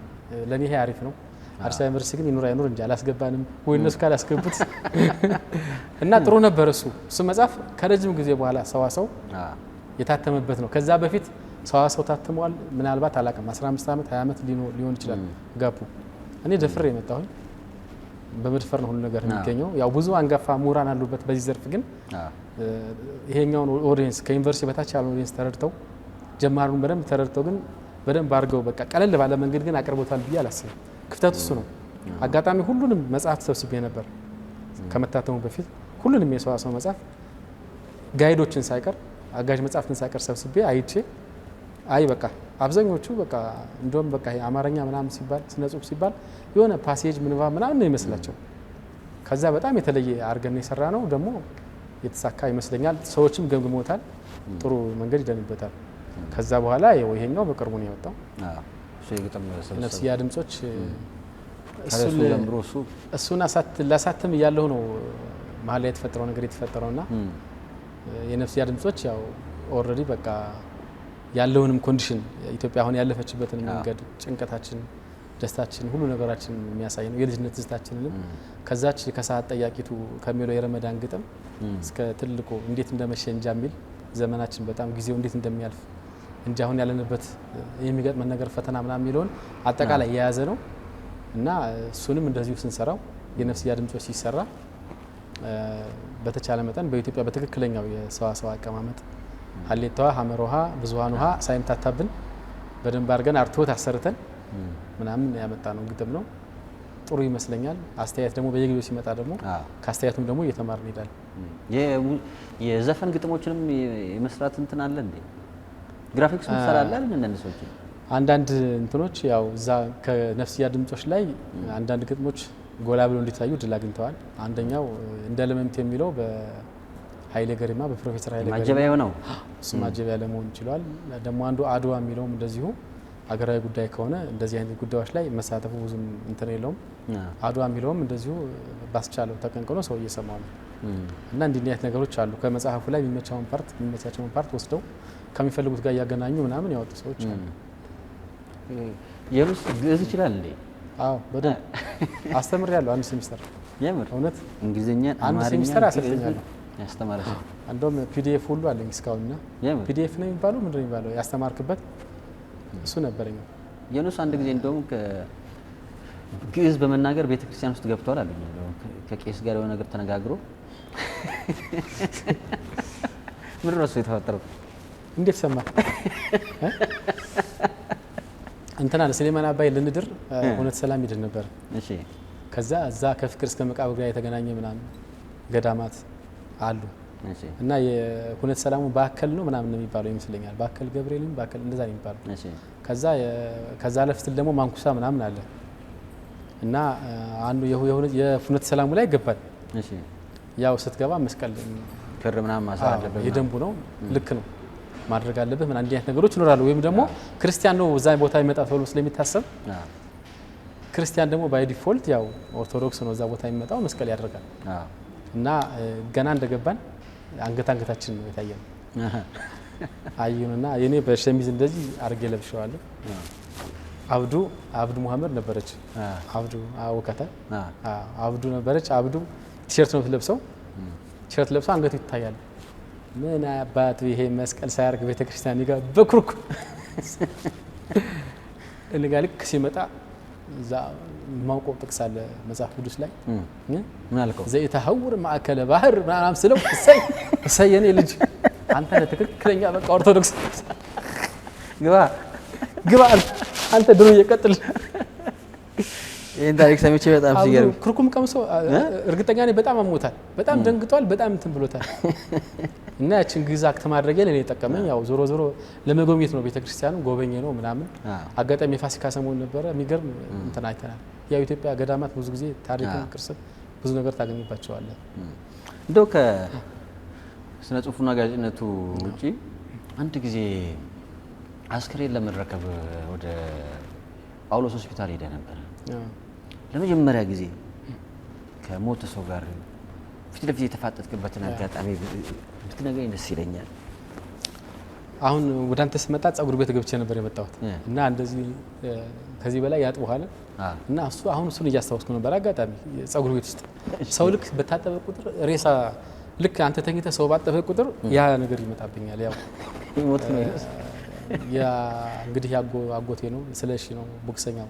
ከዛ ፊት ሞት ሰው አይታጠቅም ከዛ አይቻላቅም በቅርብ ርቀት እንደዛ አይቻላቅም እና አጋጣሚ ያው ድንገት ስለሞተ ሬሳው ይመርመር ስለተባለ ገባን። የብዙ ሰው መረጃ ላይኖረው ይችላል። ከዛ ልክ ስትገባ አታምንም፣ በቃ እውነት አታምንም። የሰው ልጅ ምን ያክል በቃ የሰው ልጅ እንደዚህ ነው የምትለው። በቃ ልክ ምን ብዬ በቃ ልንገር ልክ የሆነ እንትን ልክ እንደ ልኳንዳ ቤት የተንጠለጠለ አይነት ነገር ምናምን እንደዛ ነው የሚሰማ እና ራቁታቸው ምናምን ታያለህ። የተገጨም ከሆነ ይሄ ተጨፍልቆ ታያለህ ምናምን ታያለህ እና በቃ ደም አንዳንዱ ደግሞ እየደማው ልታይ ትችላለህ ምናምን ደግሞ አንዳንዱ ኖርማል ልታይ ትችላለህ እና በቃ ልክ ያን ስታይ ምን ያክል ዓለም ከንቱ እንደሆነች ትረዳለህ። የምር ሰው እንደው ያን ቢያየው ብዬ በጣም አስባለሁ። ፕሮግራም ብንሰራው ብዬ ብዙ ያስብ ያውቃለሁ። በጣም ነው የሚገርም ሬሳ ፊት ለፊት ማየት፣ ያውን ብዙ ሬሳ ማየት። ከዛ ወደዚህ ያደርገው ልክ እንደ እንትን ልክ እንደ ሱፐር ማርኬት እቃ ይሁን እንደሆነ ነገር ያ ወደዛ ይሄ ቁጥር እንደዚህ ምንም በቃ ለካኛ እንደዚህ ነን። ልክ ነፍስ ከወጣሽ በኋላ ምንም ነን እና እሱ ይሰማሃል። እስካሁን ሙቼ ቢሆን ከንቱ ነበርኩኝ፣ ከዚህ በኋላ ግን ይሄኔ ማስተካከል አለብህ ብለህ ለራስ ቃል ትገባለህ። አይረሳም እሱ። ወደ አወሊያም ይዛችሁ ሄዳችሁ ተሰናበቱት አስክሬን ተባላችሁ? ተባለ። እኔ እፈራለሁ፣ እንቀጠቀጣለሁ ለበሰናበት ምናምን። ስማችሁ ነው የምትሰናበቱት? ግንባር ስምህ ነው። እኔ የፈራሁ ይመስለኛል። እኔ መጀመሪያ ነው ያው እንደምታውቀው ትልልቆች ናቸው፣ እኛ ደግሞ ልጆች ነን እና የመጀመሪያ ከሆነ አንድ ነገር ትፈራለህ አይደለ? እንዲህ ፊት ለፊት ለማየትም ትፈራለህ። እና አወሊያ የሚገርም ተቋም ነው ባይዘው ኢትዮጵያ ውስጥ በጣም ካልተሞገሰ ካልተደነቀ ካልተሸለመም ጭምር አንዱ አወሊያ ነውና ማንኛውም ሰው እዚህ ቢሞት ሙስሊም ከሆነ ራሳቸው መኪና ይልካሉ፣ ራሳቸው ያነሳሉ፣ ራሳቸው ያጥባሉ፣ ራሳቸው የሚከፈል ክፍያም ካለ ከፍለው የቀብር ስነ ስርዓት ይፈጽማሉ። ሽቶ ከፍነው በደንብ አድርገው ምናምን እና ተሰናበቱ ምናምን ሲባል እንደሚሳም ምን አላወኩም። ሳሞም አላለኝም አክቹአሊ፣ ግን ሌላ ቦታ ግን የሚስም ምናምን ያየው ይመስለኛል። ግን ተሰናበት ምናምን ሲባል ያን ይጨምራል እና በጣም እየተንቀጠቀጥኩ ነው እንትን ያልኩት። በህልም ራሱ መጥቷል ማታ መሰለኛል። አንተ አውርተናል እንዴ ነገር አውርተን ነው አይደል? በጣም አሪፍ። ለሌሊት በህልሜ እንዴት መጣ መሰለ? የከፈነው ሰውዬ ሲሞት ያው ታጠበ ልገላማ ሰው ያጥባል እና ያጠበው ሰውዬ በህልሜ ልክ መጣና የሞተው ሰውዬ መጣና የታለ እያለ ፈለገው። ማን ነው ስለው እሱን መሐመድ ይባላል፣ አባ ቆራን ሰፈር ነው የሚኖረው። የሚገርም በጣም ጥሩ ኢማን ያለው ሙስሊም ነው። የታለ እሱ እያለ በህልሜ መጣ። ከዛ ያው እዛ ጋር ነው ያለው አልኩት። ሱቁ ላይ ሄደና እጁን እንዲህ ሳመውና እጁ ቀይ ነበር የሰውዬው። እጁ እንዲህ ብሎ ሳመው እና የሬሳ ማጠብ ሬሳ መንከባከብ ምን ያክል ጥቅም እንዳለው በፈጣሪ ቤት ምን ያክል እንትን እንዳለው እኔ በህልሜ በዛ መሰረት አየሁ። አሁን እኔም ሰው ሙቶ እንደዚህ ላልፈራ እችላለሁ ለመገነዝ ምናምን፣ ግን እንትን ይፈልጋል። ግን በቃ ይሄን መረዳት ይሄ እንዳለ ማወቅ መሰልጠን እንደው ራሱ በፍሬትን በምንም ሰው ማየት አለበት ይመስለኛል። እኛ ከዚህ ነገር ርቀን ነው የምንኖረው። ጥሩ አይደለም። ጥሩ እንትን ነች። እኔም እንግዲህ እዚህ ምኒልክ የ38 ዓመት አስክሬን የማጠብ ምን ማለት የመገነዝ ስራ ላይ የተሰማራ አንድ ባለሙያ ኢንተርቪው ለማድረግ ሄጄ ይሄን ነገር ነው እንትን ብዬ የመጣሁት። ወደ ኢቲቪ እንመለስ። ወደ መጨረሻው አካባቢ እንምጣና ከአዲስ ቲቪ ወደ ኢቲቪ የተከለበት ሂደት ምን ይመስል ነበር? ውስጥ ተገብቶ ኢቲቪን እንዴት አገኘው የሚል ነገር ብናነሳ። እንግዲህ ኢትዮጵያ ቴሌቪዥን መግባት ያው ህልሜ ነው ይታወቃል። ብዙ ቦታ የምናገረው ምናምን የማስበው ነገር ነው። ምክንያቱም ያው እያየህ እሑድ መዝናኛን እያየህ ምናምን ሁላችንም ቴሌቪዥን የምናውቀው ኢትዮጵያ ቴሌቪዥን ነው እና እንግዲህ አዲስ ቲቪ ይመስለኛል 3 ወደ 4 ዓመት ገደማ እንደዛ እንደሰራሁኝ ማስታወቂያ ኢትዮጵያ ቴሌቪዥን አሁንም እንደዚሁ ጠብቆ በስንት ዓመት አንዴ ማስታወቂያ አወጣ። በዛ ማስታወቂያ ላይ እንደማንኛውም ሰው ለመወዳደር ሄድኩኝ፣ ተወዳደርኩኝ። ያው እንግዲህ በጣም ጉጉት የነበረው እዚህኛው ላይ ነው። ታልፏል፣ ሙያውን አውቀናል፣ ብቁ ነን። እንደውም ወደ አርትዖት ስራም ያው አንተ እንደምታስታውሰው መስራት ጀምሬ ምናምን ነበር እዛ። ከዛ እንግዲህ አዲስ ኢትዮጵያ ቴሌቪዥንም በዛው በአርታኢ መደብ በመደብ በጣም ከፍተኛ ፍቅር አለ አሉ ለአርትዖት አንተ የተለየ እንጃ እንግዲህ ምናልባት ከስነ ጽሁፍ ጋር ተያይዞ ሊሆን ይችላል።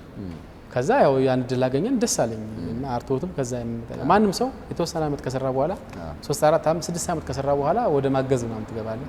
አሪቡን ምናምን አካባቢ እንደገባሁ በቃ እድለኛ ነኝ። እንደገባሁ እጅ ከምን የሚባል ፕሮግራም አለ፣ አሪቡ የሚባል ፕሮግራሞች አሪቡ ብዙ ያውቀዋል። እጅ ከምን ደግሞ አዲስ ተፈጥሮ አልበም ያወጡ ሰዎች ምናምን ያው ኢትዮጵያ ቴሌቪዥን እንግዲህ ያኔ በቃ ህይወቴ እንደ ኢትዮጵያ ቴሌቪዥን ቀይረው የሚባልበት ዘመን ነበር። ትዝ ይልሃል? ቻናል ተፈጥሮ ቲቪ መዝናኛ፣ ቲቪ ኒውስ ምናምን የሚሉ የተፈጠሩበት ዘመን ነበር። ከዛ እዛው ላይ አዲስ ፕሮግራሞች አሉ። እጅ ከምን ነበረ፣ እንደገና አሪቡ ነበረ። እኔ እጅ ከምን የተወሰነ እንደሰራሁኝ አሪቡ ላይ ሰው መቀየር ፈለጉ። አጋጣሚ እኔ ያው እንግዳ ላይ ኤክስፒሪየንሱም ስላለ ልምዱም ስላለ አዲስ ቲም እያለሁ እንግዳ ያው አቀርብ ነበረ። ከዛ እዚህኛው እንደመጣሁም እንግዶችን አቀርብ ነበር። ያው ብዙ ሰው የሚወዳቸው አይነት እንግዶችን እያቀረብኩ ነበረ። ከዛ አሪቡን ነገስንበት። እንግዲህ አሪቡን በተከታታይ አላቅም 4-5 ዓመት ይሁን ከዛ ማለፍ ሊል ይችላል አቀረብኩት። በጣም ትልቅ ፕሮግራም፣ በጣም ስም ያለው ፕሮግራም ደግሞ አሪቡ የማይረሳ። ዩኑስ በአዲስ ቲቪውን በኢቲቪ ጋዜጠኛ ህይወት እስር የሆነ ድብደባ ምናምን የደረሰበት አጋጣሚ እንደነበረ ሰማሁ። አዎ ኢትዮጵያ ቴሌቪዥን ላይ ያው ብዙ ነገር ይገጥማል። ለምን ፊልድ ስለሚበዛበት ያው አጋጣሚ ሆኖ ኢትዮጵያን የመዞር ድል ያገኘሁት እዛ ሆኜ ነው። እዚህኛው ላይ የተወሰነ ቦታ ይቻላል እና ብዙ ነገር ይገጥማል። መታሰር አለ፣ መደብደብ ምናምን፣ ይሄ ይታወቃል። የጋዜጠኛነት ገጠመኝ ነው እና አንድ ጊዜ ወልቂጤ ላይ የሚባል ማህበረሰብ አለ ወደ ጅማ መስመር ባለውና ማህበረሰብ አስካለና ወከታ አስካለ ተስፋዬ ጋር ያኔ አንድ አበበ ጋር የምሰራው ፕሮግራም ነበረ።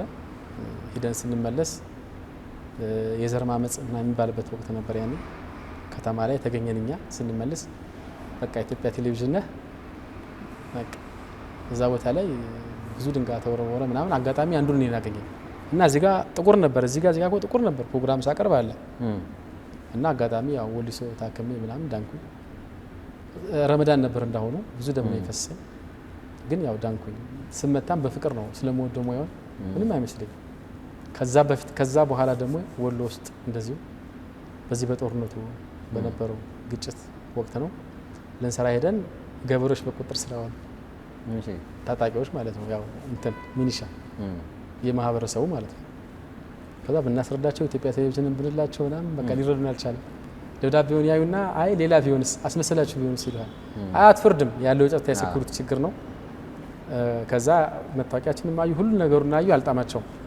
እና ግርግር ደግሞ ነበር አጋጣሚ ሆኖ ከዛ በቃ መኪናችንን እንዳይደበድቡት ምናምን በጣም ፈራን ምናምን። ያው የተወሰነ ማንገራገር ነበር። እኛንም የሆነ ነገር እንዳያደርጉን በጣም ፈራን፣ መረበሽ ጀመርን። አጋጣሚ ደግሞ ሾፌሩ እንትን አልያዘም፣ መንጃ ፈቃድ አልያዘም። እኛ ስንገባ እንትን ጠይቆናል፣ መታወቂያ ይዛችኋል ብሎ ጠይቆናል ሾፌሩ።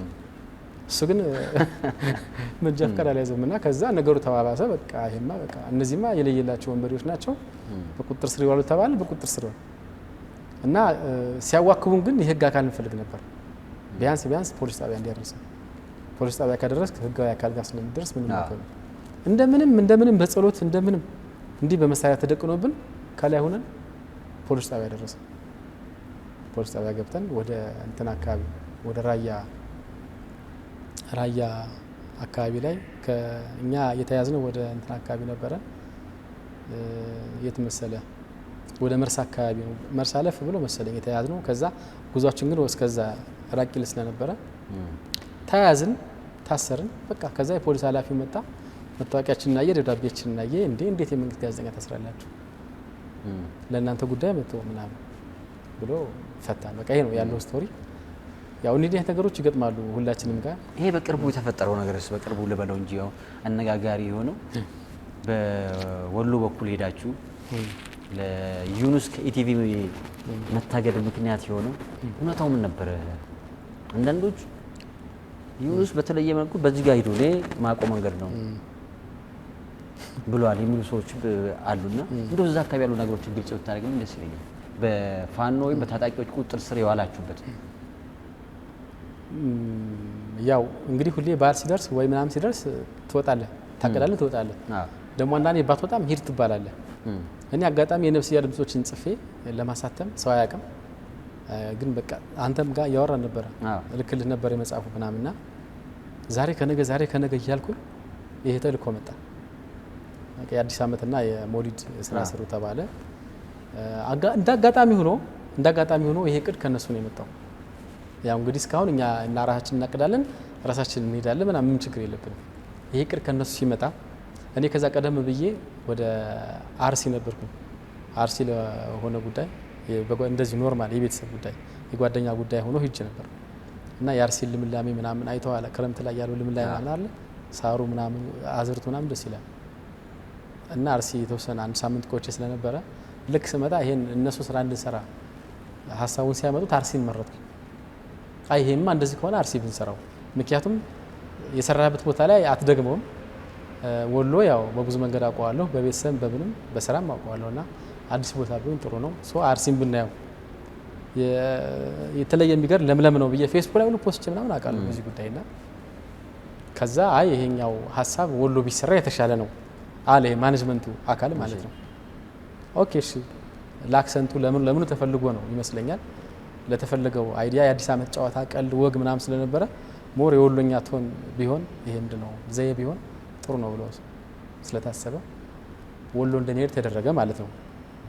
ከዛ እንደዛ ከሆነ ተብሎ እቅዱ ተጠነቃከረ ምናምን ይሄን ቢሰራ ከሚሴ ላይ እንሰራለን፣ ከዛ ደሴ ላይ እንሰራለን፣ ከዛ ሀይቅ ላይ እንሰራለን። እነዚህ ቦታዎችን ተች ለማድረግ አስበን ነው የተንቀሳቀስ ነው። ብዙ ነን 3 ጋዜጠኞች ከኔ ጋር 3 ነን።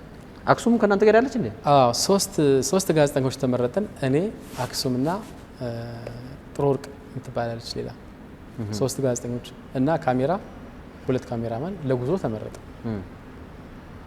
ከዛ በኋላ እንግዲህ ጉዞ ተጀመረ። ያው ሁሌም እንደሚደረገው ስትወጣ የምታደርገው ነገር አለ። አቅጣጫው የራሳቸው ነው። ወሎ ነው የምንሄደው። የወሎ አብሉ ተሟልቷል፣ ሁሉም ነገር ተሟልቷል። ደብዳቤው ጉዞ ደብዳቤ ይጻፋል። ጉዞ ላይ ስትሄድ የምታሳየው ደብዳቤ በአንዱ ጋዜጠኛ ስም ይጻፋል። አጋጣሚ በእኔ ስም ነው የተጻፈው። ያው የምታሳየው ነው ለምናምን መንገድ ቀጠልን። የኔ ፕሮግራም ነገ ነው። የናክሱን ደግሞ ከዛ ያለ ይቀጥላል። ተራ በተራ እየሰራን ነው እንትን የምንለው። ሁላችንም ተገናኘን መኪና ውስጥ ጉዞ ጀመርን። እንደተገናኘን ያው መኪና ውስጥ እየገባን ባለንበት ቅጽበት ያው እኔ የተነሳሁት ከዚህ ከቤቴ ያኔ ሽሮ ሜዳ ነበር የምኖረው። ከዛ ነው የተነሳሁት እና አክሱም ደግሞ መውጫቸው በዚህ በእንትን ስለነበረ በደብረ ብርሃን አቅጣጫ ስለነበረ እነሱን ከዛ ነው ፒክ የምናደርገው። እነሱን ልክ ስናገኛቸው መኪናው ሞላ። መጫን አይችልም መኪናው። አጋጣሚ ሆኖ 3 ጋዜጠኛ 2 ካሜራማን ምናምን አይችልም። ከዛ የተወሰነ ግሩፕ ይቀነስ ተባለ። ተቀንሶ በአውሮፕላን ይሄድ፣ አውሮፕላን ስላለ በአውሮፕላን ይሄድ ተባለ። ሰም ግሩፕ ደግሞ ግዴታ በመኪና መሄድ አለበት፣ ምክንያቱም እዛ ቦታ ላይ መኪና ያስፈልጋል። መኪና ከሌለ እንዴት እንቀሳቀሳለን? ያውም ይሄን ያክል 9 ቀን 10 ቀን ቆይታ ነው። ከከሚሴ እስከ ሀይቅ ድረስ እስከ ቃሉ እስከ ባቲ ድረስ እንደርሳለን። ከዛ ያው የዩኑስ ፕሮግራም ነገ ስለሆነ ዩኑስ በአስቸኳይ ድረስ እናንተ ተመለሱ ተባሉ። እነሱ እድለኛ ሆነው ተመልሰው በአውሮፕላን ሄዱ። ቢሮ ተመልሰው እንደገና የአውሮፕላን ቲኬት ምናምን እያሉ ነው። እኛ ደግሞ ጉዞ ጀምረናል። ከዛ ደግሞ ከከሚሴ ደግሞ ሰዎች አሉ ይደውሉናል። እንዴት ነው መንገዱ ምናምን እንላቸዋለን። እነሱም እንዴ በጣም አስተማማኝ ነው ይሉናል። እነሱ ያዩት ራሳቸው መሄድ ነው ጣታቸው ነው ያዩት። አጋጣሚ እዚህ ነበሩ አንዳንድ ቃለ መጠይቅ የምናደርጋቸው ሰዎች እነሱም ይሄው እኛ ደግሞ ከናንተ ፊት ነን ነው ይሉናል። ምክንያቱም መንገዱ አሁንም ክፍት ነው፣ ያኔም ክፍት ነው፣ ችግር የለበትም መንገዱ። በተደጋጋሚ ያጣራን ቢሮም እያለን የኔም ማለቆች እኔም ደወልን አጣራን። ከኔ በላይ ዋና አዘጋጁ ደወለ። እኔም ልክ እንደ ጓደኛ በየቀኑ ያው ከሚሴ ነው ወሎ ነው ምንም ማውቀው እንትን ነው በየቀኑ ለሁሉም ትደውላለህ። እንደውም መጨረሻ ቀን ስንሄድ እስከ አጣዬ ድረስ መተናል። እንደውም ለሆነ ጉዳይ አጣዬ አካባቢ ያው በግጭት ምናምን እንሰማ ነበር። ይሄ ከሆነማ ሰላም ነው ብለን በቃ እየሸከሸክ ነው የኔ ስራ አስቸጋሪ ነው፣ ነገ ነው ስራዬ፣ ዛሬ ደርሼ ቶሎ ቦታ መርጬ ምናምን። አጋጣሚ የሞሊድ በዓል ነው መጀመሪያ የሚሰራው፣ ያው ታውቀዋለህ ስራውን። ከዛ እንግዲህ ምንም አልጠበቅንበት ሁኔታ ላይ ደብረ ሲናን ታውቃታለህ? ቆሎና የሚሸጥበት አካባቢ ደብረ ሲናን እንደዚህ እንትን ብለን ትንሽ አለፍ እንዳል ጭራ ሜዳ መሰለኝ የምትባለው ቦታ እንዳልን ጭራ ሜዳ ላይ 8-9 ሰዓት አካባቢ እዚህ አርፍደን ስለተነሳን ከዚህ ያው ስትወጣ አንዳንድ የመኪና ወይ ይዘገያል ወይ የሚላል ምናምን በቃ ከዛ አጋጣሚ አሁንም ድሮም ፍተሻ አለ። ያው አሁን ወደ ክፍለ ሀገር ስትወጣ ብዙ ፍተሻ ይገጥማል። እዚህ ጋር መከላከያ ፈተሸን። ትንሽ ደግሞ ዞር እንዳልን አሁንም መከላከያ ያስቆመን ብለን ያሰብነው ያው አንድ አይነት ልብስ ነው የለበሱት። ከዛ አረ እዚህ ተፈትሸናል ኢቲቪዎች ነን ምናምን ነገር አለ ሹፌሩ ማለት ነው። ከዛ አንድ ጭራሽ በልረዱ እኮ እሺ ይሁን ውረዱና ተፈትሻችሁ ትሄዳላችሁ ምናምን ነገር አሉ። ምንም የጠረጠረ ሰው የለም። ያው ግን ለምን እዚህ ጋር ተፈትሸን እንዴት እዚህ እንፈትሻለን ምን ችግር አለ በሚለው ነው። ወረድን። ልክ እንደወረድን ስልካችን ተቀበሉ። አሰባል ስልክን ድንገት ሰው ሲቀበል ምን አይነት ስሜት እንደሚሰማ እንዴት ምን አያጠፋ ምናምን እንደዚህ እንዴት እንደዚህ ሆነ ምናምን ትላለህ። ሁላችንም እንደዚህ ነው፣ ሶስታችን እንደዚህ እንዳለ ወረድን። ያው እንዳይረዝም ታሪኩ ከዛ በኋላ እዛ ቁጭ ብለዋል። እንዴ ምን አደረገን ምን አጠፋን? አይ ከዚህ ሰዓት ጀምሮ በቁጥጥር ስር ውላችኋል፣ እኛ እንደዚህ ነን ብለው ራሳቸውን ገለጹልን። ከዛ በቃ ምን ብዬ ልንገር በቃ አታምን በቃ ምንም ራሳችንን አናውቀውም ማለት እንችላለን። የሚንቀጠቀጥ ይንቀጠቀጣል፣ የሚናደድ ይናደዳል፣ ምንም የሚል እንትን ይላል። መንገዱ ግን ሙሉ ነው፣ ህዝብ ይተላለፋል። ምንም የመንግስትም የግልም መኪና ማንም ብትለው ይሄድበታል። መንገዱ ፍሪ ነው፣ ከተማው ፍሪ ነው። እኛ ግን ተይዘናል። ያለው የተያዝንበት መንገድ ይመስላል። ከዛ በኋላ ያው ወዴት ተወሰዳችሁ? ራሳ የምትባል አካባቢ ነው። ከጭራ ሜዳ ወደ ራሳ እንደዚህ በስተቀኝ ነው የምትሄደው። ረጅም ርቀት ነው ያለው። እዛ ሄድን። እዛ የት እንደምንሄድ ያው መጀመሪያ ግልጽ የሆነ ጫካ ውስጥ ይሁን ምን ይሁን ሊያስሩን ነው ምናምን ነው የምትለው። አታውቅም። ስልካችሁን አልሰጧችሁ? አታውቅም። አሁን ስልካችንማ እነሱ ጋር ነው። ቴክስት አድርገን እንኳን ማስዋወቅ አልቻለም። በቃ ኦልሬዲ እንደወረድን ከመኪና ማንነታቸውን ሳይነግሩ ነው ስልካቸውን እንትን ያለው የወሰዱት። ከዛ ከ3 ቀን ከ4 ቀን በኋላ ይመስለኛል ቢያንስ በመኪና አደጋ እንዳልሞትን ቤተሰብ ይወቅ። ኢቲቪ ቶሎ ይደውሉ ነበረ። አውቀዋል። ስልካችን ሳይሰራ ሲቀር ወይ የሆነ አደጋ ደርሶባቸዋል ወይ ምናምን ብለው አውቀዋል። ምን እንደሆነ ነው ያላወቁት። በቃ ከዛ ያው ከ3 ቀን በኋላ ከ4 ቀን በኋላ ይመስለኛል አላውቅም ስልክ ሰጡ መለሱልኝ። ከዛ በኋላ ስልኩ ሲከፈት ማአት ስልክ ነው ተደውሎ ያገኛል። መጀመሪያ ያነሳሁት ስልክ የራሄል ባህር ዳር ያለችው የራሄል ስልክ ነው መጀመሪያ ያገኘሁት። እና በጣም ብዙ ሰዎች ደውለው ነበረ፣ ጋዜጠኞችም እናንተም ብዙዎች ደውለው ነበረ። ከዛ የሆነውን ነገር ማሳወቅ ነው አሳወቅን። የሆነውን ነገር አይናገራችሁም? እንደፈለጋችሁ መውረድ ትችላላችሁ? ያኔ በቃ ያው እንደዚህ ራቅ ብለዋል እነሱ። ቢያንስ የሆንከውን ነገር ለማውራት ችግር የለም። እንዲህ በቁጥጥር ስር ውለን ነው እንዲለቁን ጥረት እያደረግን ነው ያለው ነገር ይሄ ነው። 3ቱ ቀን ግን ምን እያደረጋችሁ ነበር? የመብላት መተኛት ምናምን በጣም ከባድ ነገር ነው። በጣም ከባድ ነበር። በጣም ከባድ ነገር ነበር። በጣም በቃ ምክንያቱም ያው መጀመሪያ እንደተያዝክ ያው ምን እንደምትሆን ጣፈንታን ስለማታውቀው ሰውም ትሪት የሚያደርግብህ መንገድም በቃ እንደሆነ ሰው ሊያይም ስለሚችል ከባድ ነበር። ያው የቲቪ ጋዜጠኞች ነን በቃ እኛ እንዴት ትሉናላችሁ እናንተን አንለቅም ምናምን ነው የነበረው እንትን።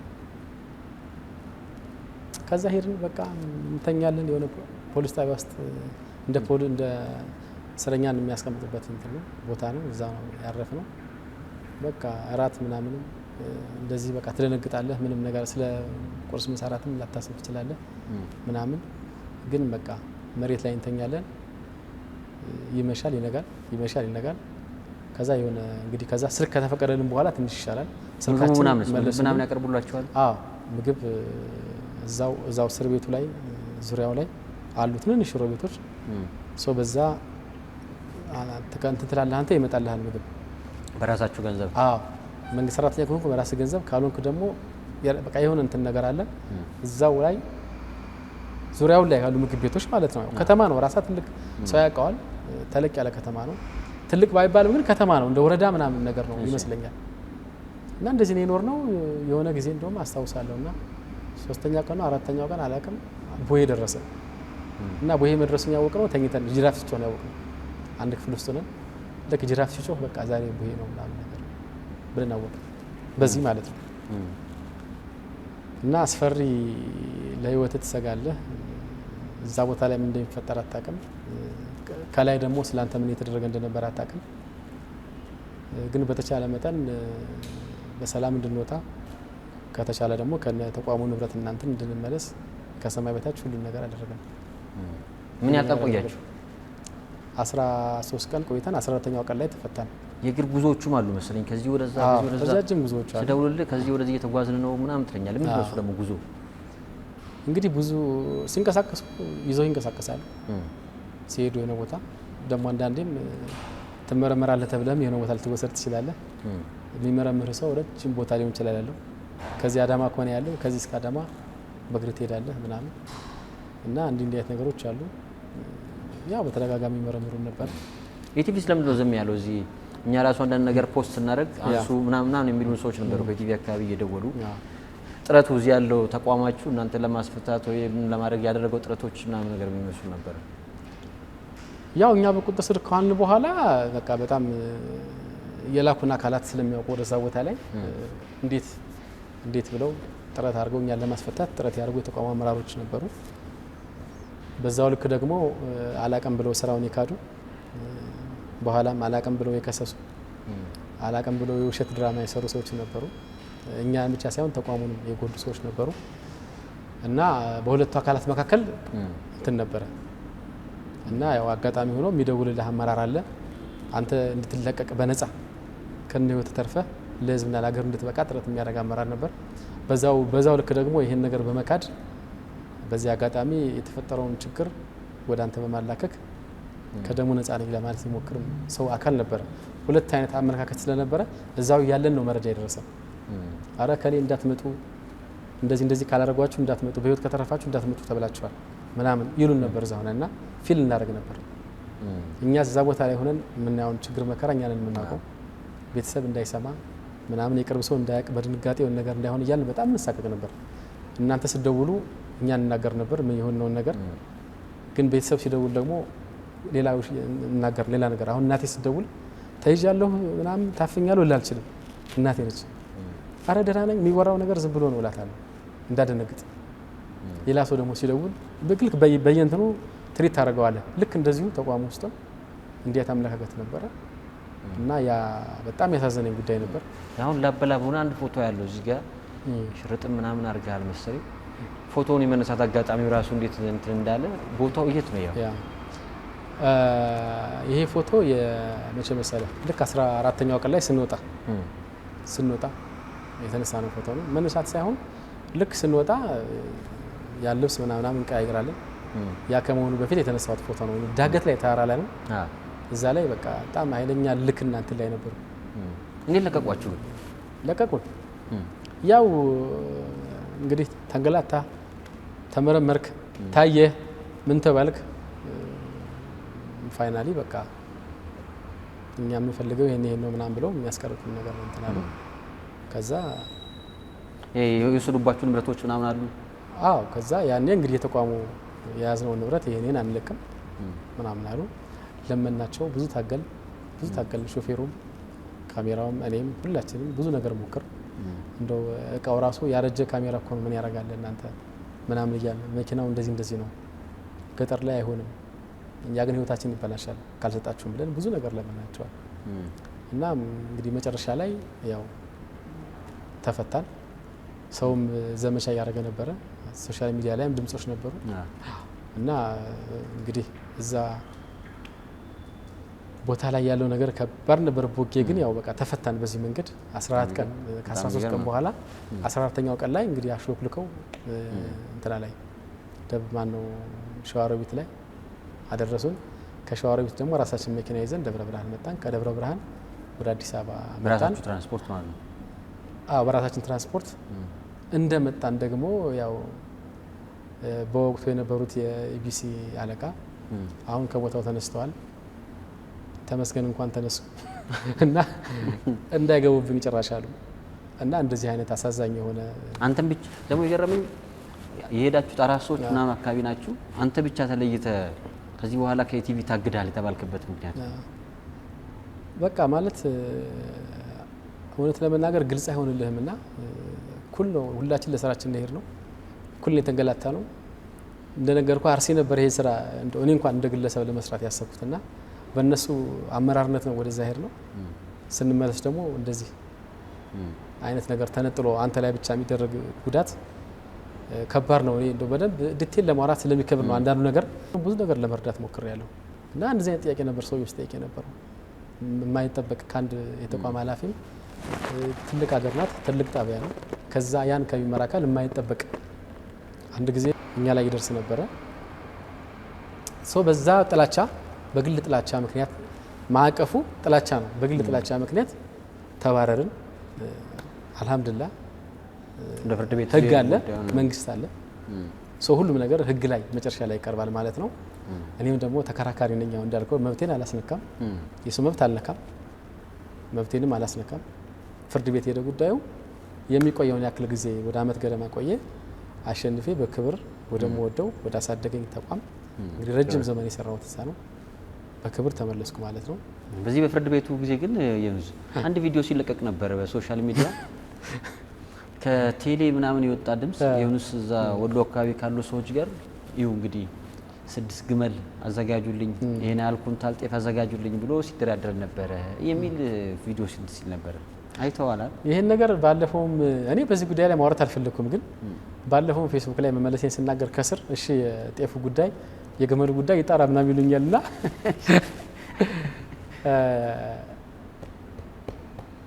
ያኔ እኛ ተይዘን በቃ በጣም ከባድ እኮ ነው። እኔ አሁን ዛሬ ነው ሳላለቅስ ራሱ ያወራሁት። በጣም ከባድ ነው ፊሊንጉ፣ ሲደርስብህ ብቻ ነው የምታውቀውና አጋጣሚ ያ ሰዓት ህይወቴ በቃ ተርኒንግ ፖይንት ነው ብዬ የማስበው ነገር ነበር። መጻፌን አሳትማለሁ፣ እንደዚህ ያደርጋለሁ፣ ብዙ የጎደለኝ ነገር አለ።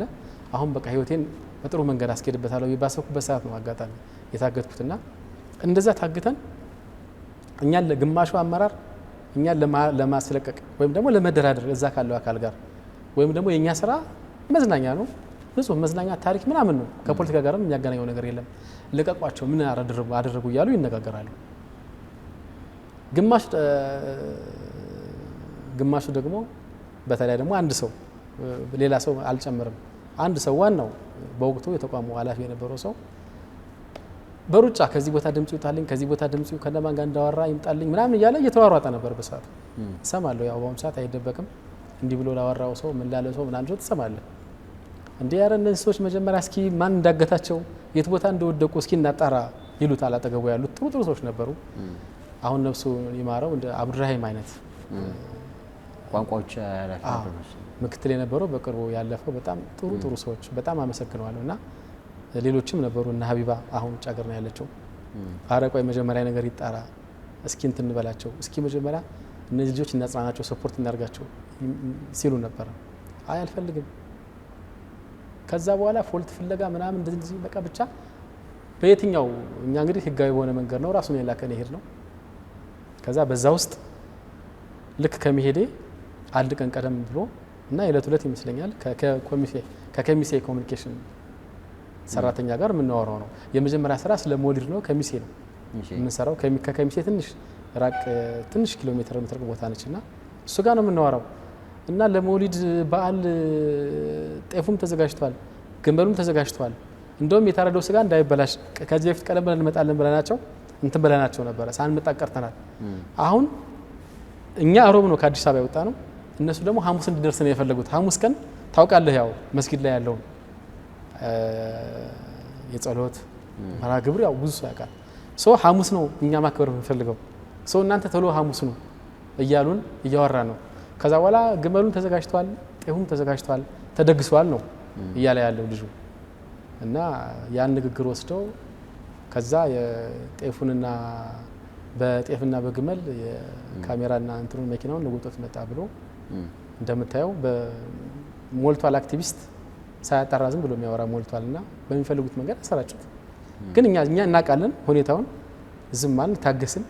በጣም ብዙ ጥሩ ሰዎች አሉ፣ ከመንግስትም ከግልም ከውጭም ከሀገር ውስጥ ጥሩ ሰዎች አሉ። ባይዘው እነሱ በደንብ የኔን ስራ የቀደመ ስራን ባህሪ የሚያውቁ ስለነበረ በደንብ አድርገን ታግሰን ጉዳዩን ወደ ህግ ወስደን አሸነፍናቸው። እና ምንም ነገር ያጤፉ ምናምን የተባለው የከሚሴ ከተማ ኮሚኒኬሽን ኃላፊ ነው። ካስፈለገው ወደዚህ ፕሮግራም ኢንቫይት ልናደርገው እንችላለን። በጣም አሪፍ። ካሳ ግን አንድ አመት ሙሉ ነው እንግዲህ ያለ ስራ ቁጭ ያልከው። ካሳ ኢቲቪ ምን ከፈለ?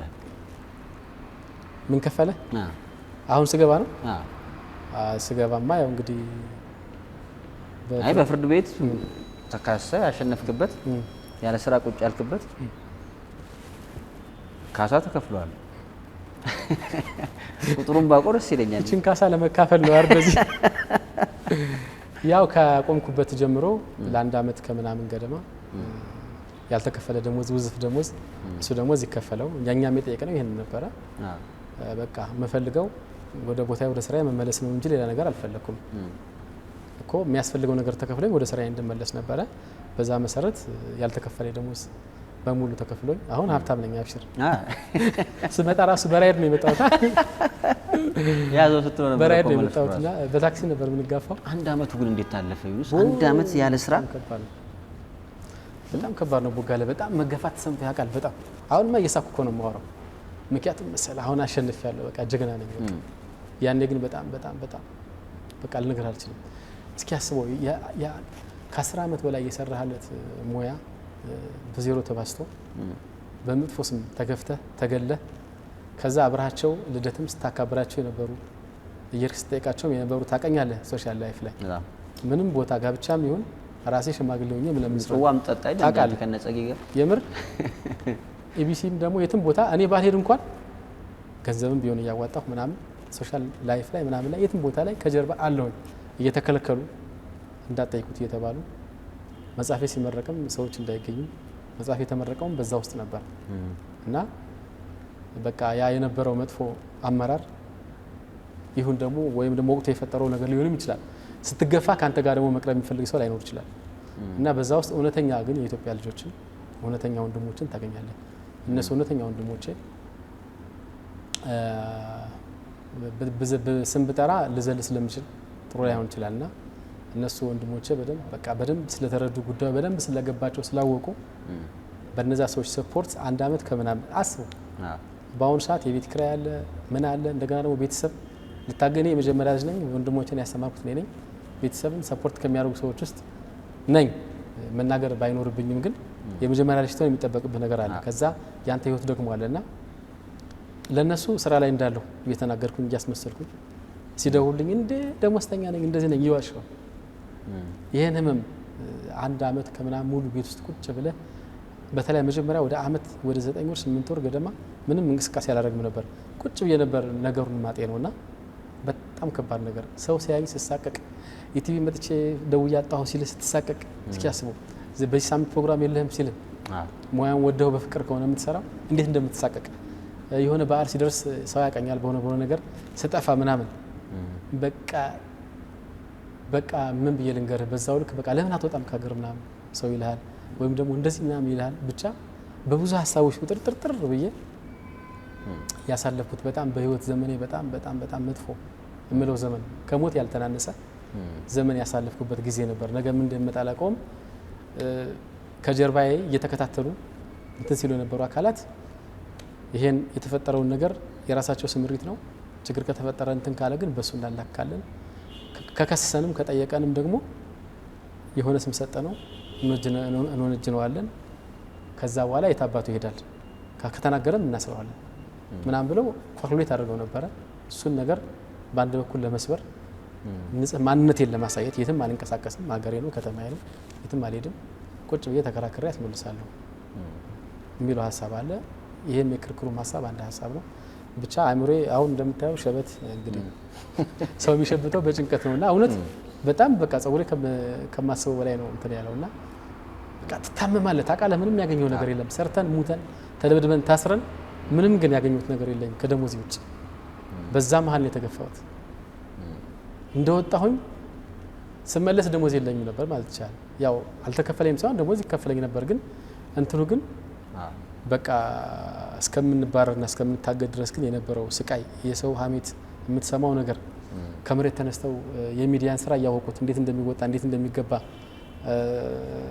በስራ አስኪያጅና በምክትል ስራ አስኪያጅ ከዛም በይዘት ላይ የሚመሩ ሰዎች ምናምን ሳይፈርሙ ሂድ ሳትባል እንደማትሄድ እየታወቀ ምናምን ግን የራስ ድራማ እንደሆነ የአዲስ ትርክት እየተፈጠረ ከዛ አንተን ከሰው ለማራቅ ከሙያ ለማራቅ ትልቅ ጥረት ተደርጓል። ግን የኢትዮጵያ ሕዝብ ይኖር እውነት ነው የምልህ ያለ እምነት ያለ ብሔር ልዩነት ያለ ምንም እንትን ሰው በደንብ ጠንቅቆ ያውቃል። ማን ሌባ ነው፣ ማን ጨዋ ነው፣ ማን ምን ያደርጋል፣ ማን ምንድነው የሚለው ነገር ሰው ይመዝናል፣ ያያል፣ ያውቃል።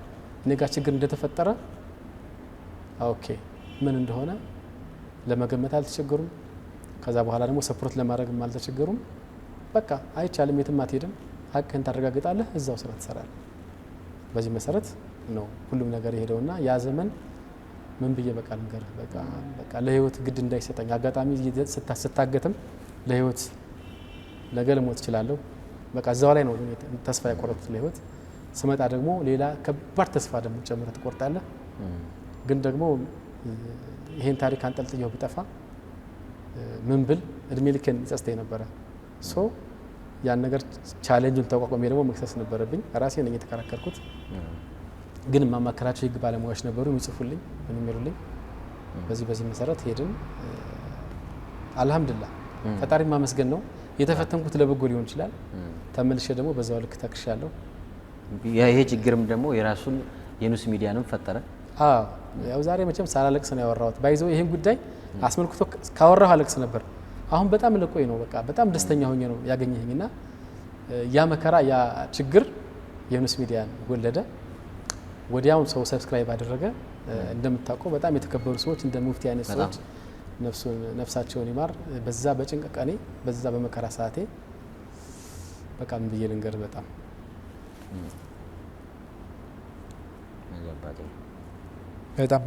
ምን ብዬ ልንገር እና በዛ ከባድ ሰዓት ለቃለ መጠየቅም የሚተባበሩ ሰዎች እንደ ሙፍቲ አይነት ደግሞ ትልቅ ሰው በጣም ስንት በኢትዮጵያ ታሪክ ውስጥ ስሙን የምታገኘው ሰው በዛ ከባድ ሰዓት እሺ ብሎ አንተን ለቃለ መጠይቅ የተሰጠኝ ስም ታውቃለህና የተሰጠኝ ስም በጣም ከባድ ነው። እኔ ጋር የሚመጣ ሰው ሁሉ ሳይቀር ያሸማቅቁ ነበር አንዳንዶች ማለት ነው። እና ያ ሁሉ ታለፈ። ማሸነፍ ነበረብኝ። የእሳቸው ምርቃት አለ፣ የህዝቡ ምርቃት አለ። እና ደግሞ ብዙ ሰው ደግሞ ጎበዝ ነው ባይዞ አሁን ያለው ሰው ምናምን እንትን አይደለም፣ ሀሜት የሚሰማ ሰው ምናምን አይደለም አሁን ያለው።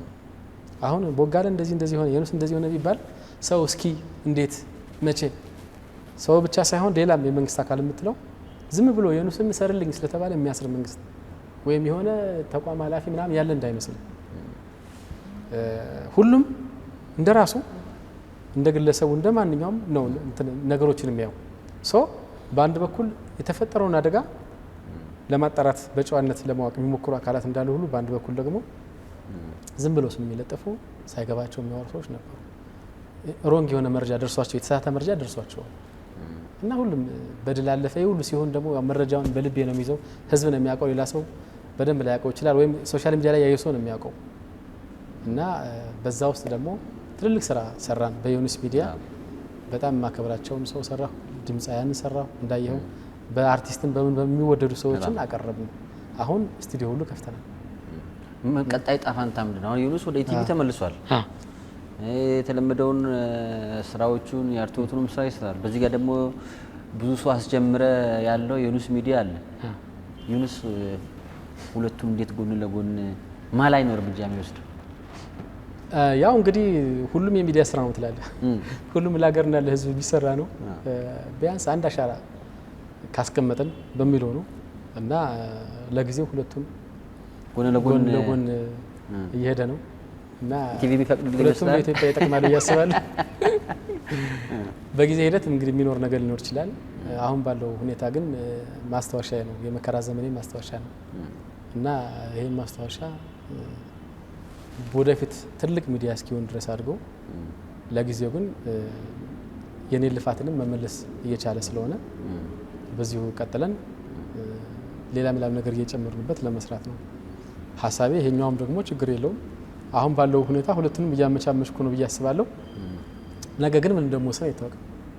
ዛማር እንግዲህ ተስፋ እናደርጋለን በአዲስ ነገር ከናፈቀ በቴሌቪዥን መስኮት ለሚያውቁ ማለት ነው እንደምትገናኝ ተስፋ አደርጋለሁ። እንግዲህ ዩቲዩብም በጣም የሚገርሙ እንግዶች ሲቀርቡበት የነበረው ነው። ይሄ በዛው እንደሚቀጥል ምናልባት ተስፋ አደርጋለሁ። በጣም አሪፍ ቆይታ፣ ደስ የሚል ወሎን ወርደን በሳቅም በእንባም ብዙ ነገሮችን አነሳን። ነገር ግን አንዳንድ የመጨረሻ ጥያቄ ሳትጠይቀው እንዳታልፍ ተብሎ ብዙ ሰዎች የሚጠይቁ ዩኑስ መች ነው የሚያገባው? መስፈርት ያበዛል። እንደው ቆነጃጅቶችም እንዲሁ ዝም ብሎ ይሄው ወሎና ጎንደር እየሄደ እንዲህ ዝም ብሎ አብሮ ፎቶ እየተነሳ ይመጣል እንጂ ቀርቦ እንኳን አያናግርም ይላል። ሴት ሲያወራ ቀጭ ብቻ ነች የምትነፍሳታል። ወይ ደግሞ ቤት መጣ የእንግዶችን እግር የምታጠብ ካልሆነች ምን ትሰራልኛለች?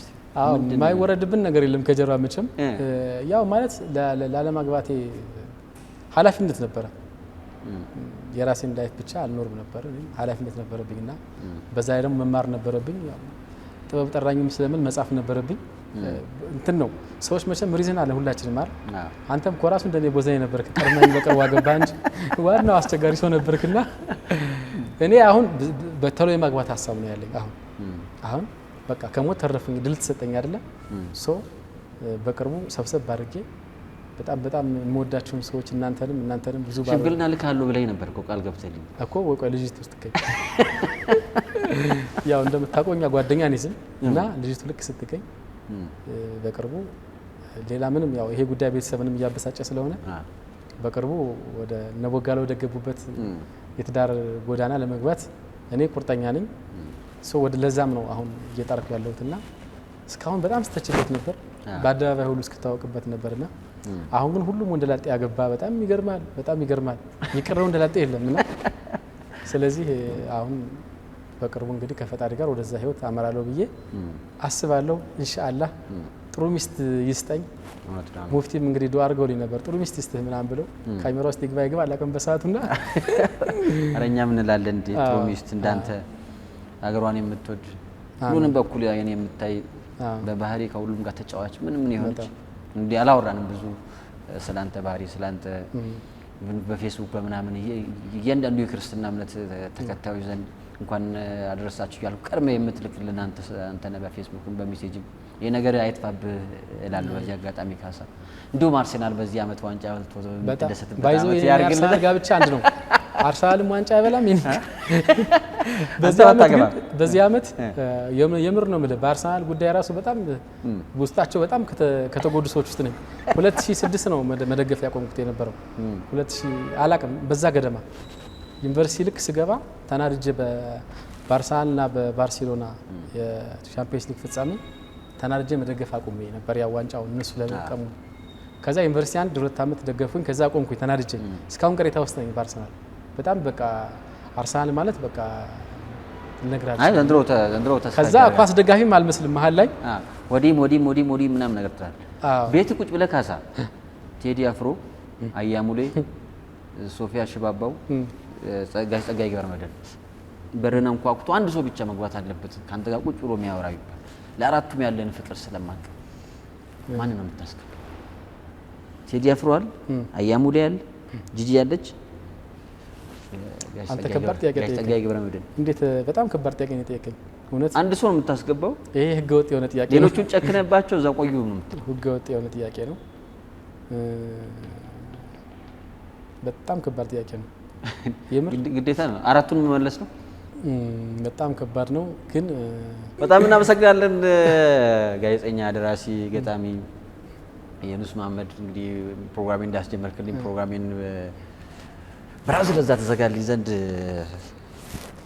እንድሰጣለሁ አክብሬስ መተ ትዝታችን ስላወጋን በጣም አመሰግናለሁ ክብርልኝ አባቴ ታንኪ ዩ እንግዲህ ያው ናሁ ቲቪ ያው ጊዜው አሁን ነው የሚል ሞቶ ነበረው አሁን እንደዛ ነው አዎ ጊዜው አሁን የሚገርም ነው በጣም አድናቂው ነኝ የዚህን ሞቶ ያወጣ ሰው በሰዓቱ በጣም ነበር የሚገርመኝ እና ጊዜው አሁን ነው ካንተ ጋርም እንደዚሁ ረጅም ጊዜ ነው ያዝነው ቀጠሮ እውነት ለመናገር ከ5 ከ6 ዓመት በፊት ነው ያዝነው ቀጠሮ አይደል በጣም እና ዛሬ የተሳካ ተጨዋወትን በዚህ በኔ ጉዳይም ፋይናል የሆነ ነገር አላወራሁም ነበርና ዛሬ ያነሳሁት ስለነበረን ቆይታ እጅግ በጣም አመሰግናለሁ ተመልካቾቻችን እንግዲህ በናሁ ቴሌቪዥን ያደረግነው ቆይታ ከቦጋለ ጋር ይሄንን ይመስል ነበር የናሁ ቴሌቪዥን የዩቲዩብ ቻናልም እንዲሁም ደግሞ የዩኑስ ሚዲያ የዩቲዩብ ቻናል ሰብስክራይብ አድርጉ ስለምታዩን ሁሌም ስለምታበረታቱን እጅግ በጣም እናመሰግናለን የዛሬው መሰናዶ ይሄን ይመስል ነበር በያላችሁበት መልካም ጊዜ ይሁንላችሁ ጤና ይስጥልኝ Te quiero,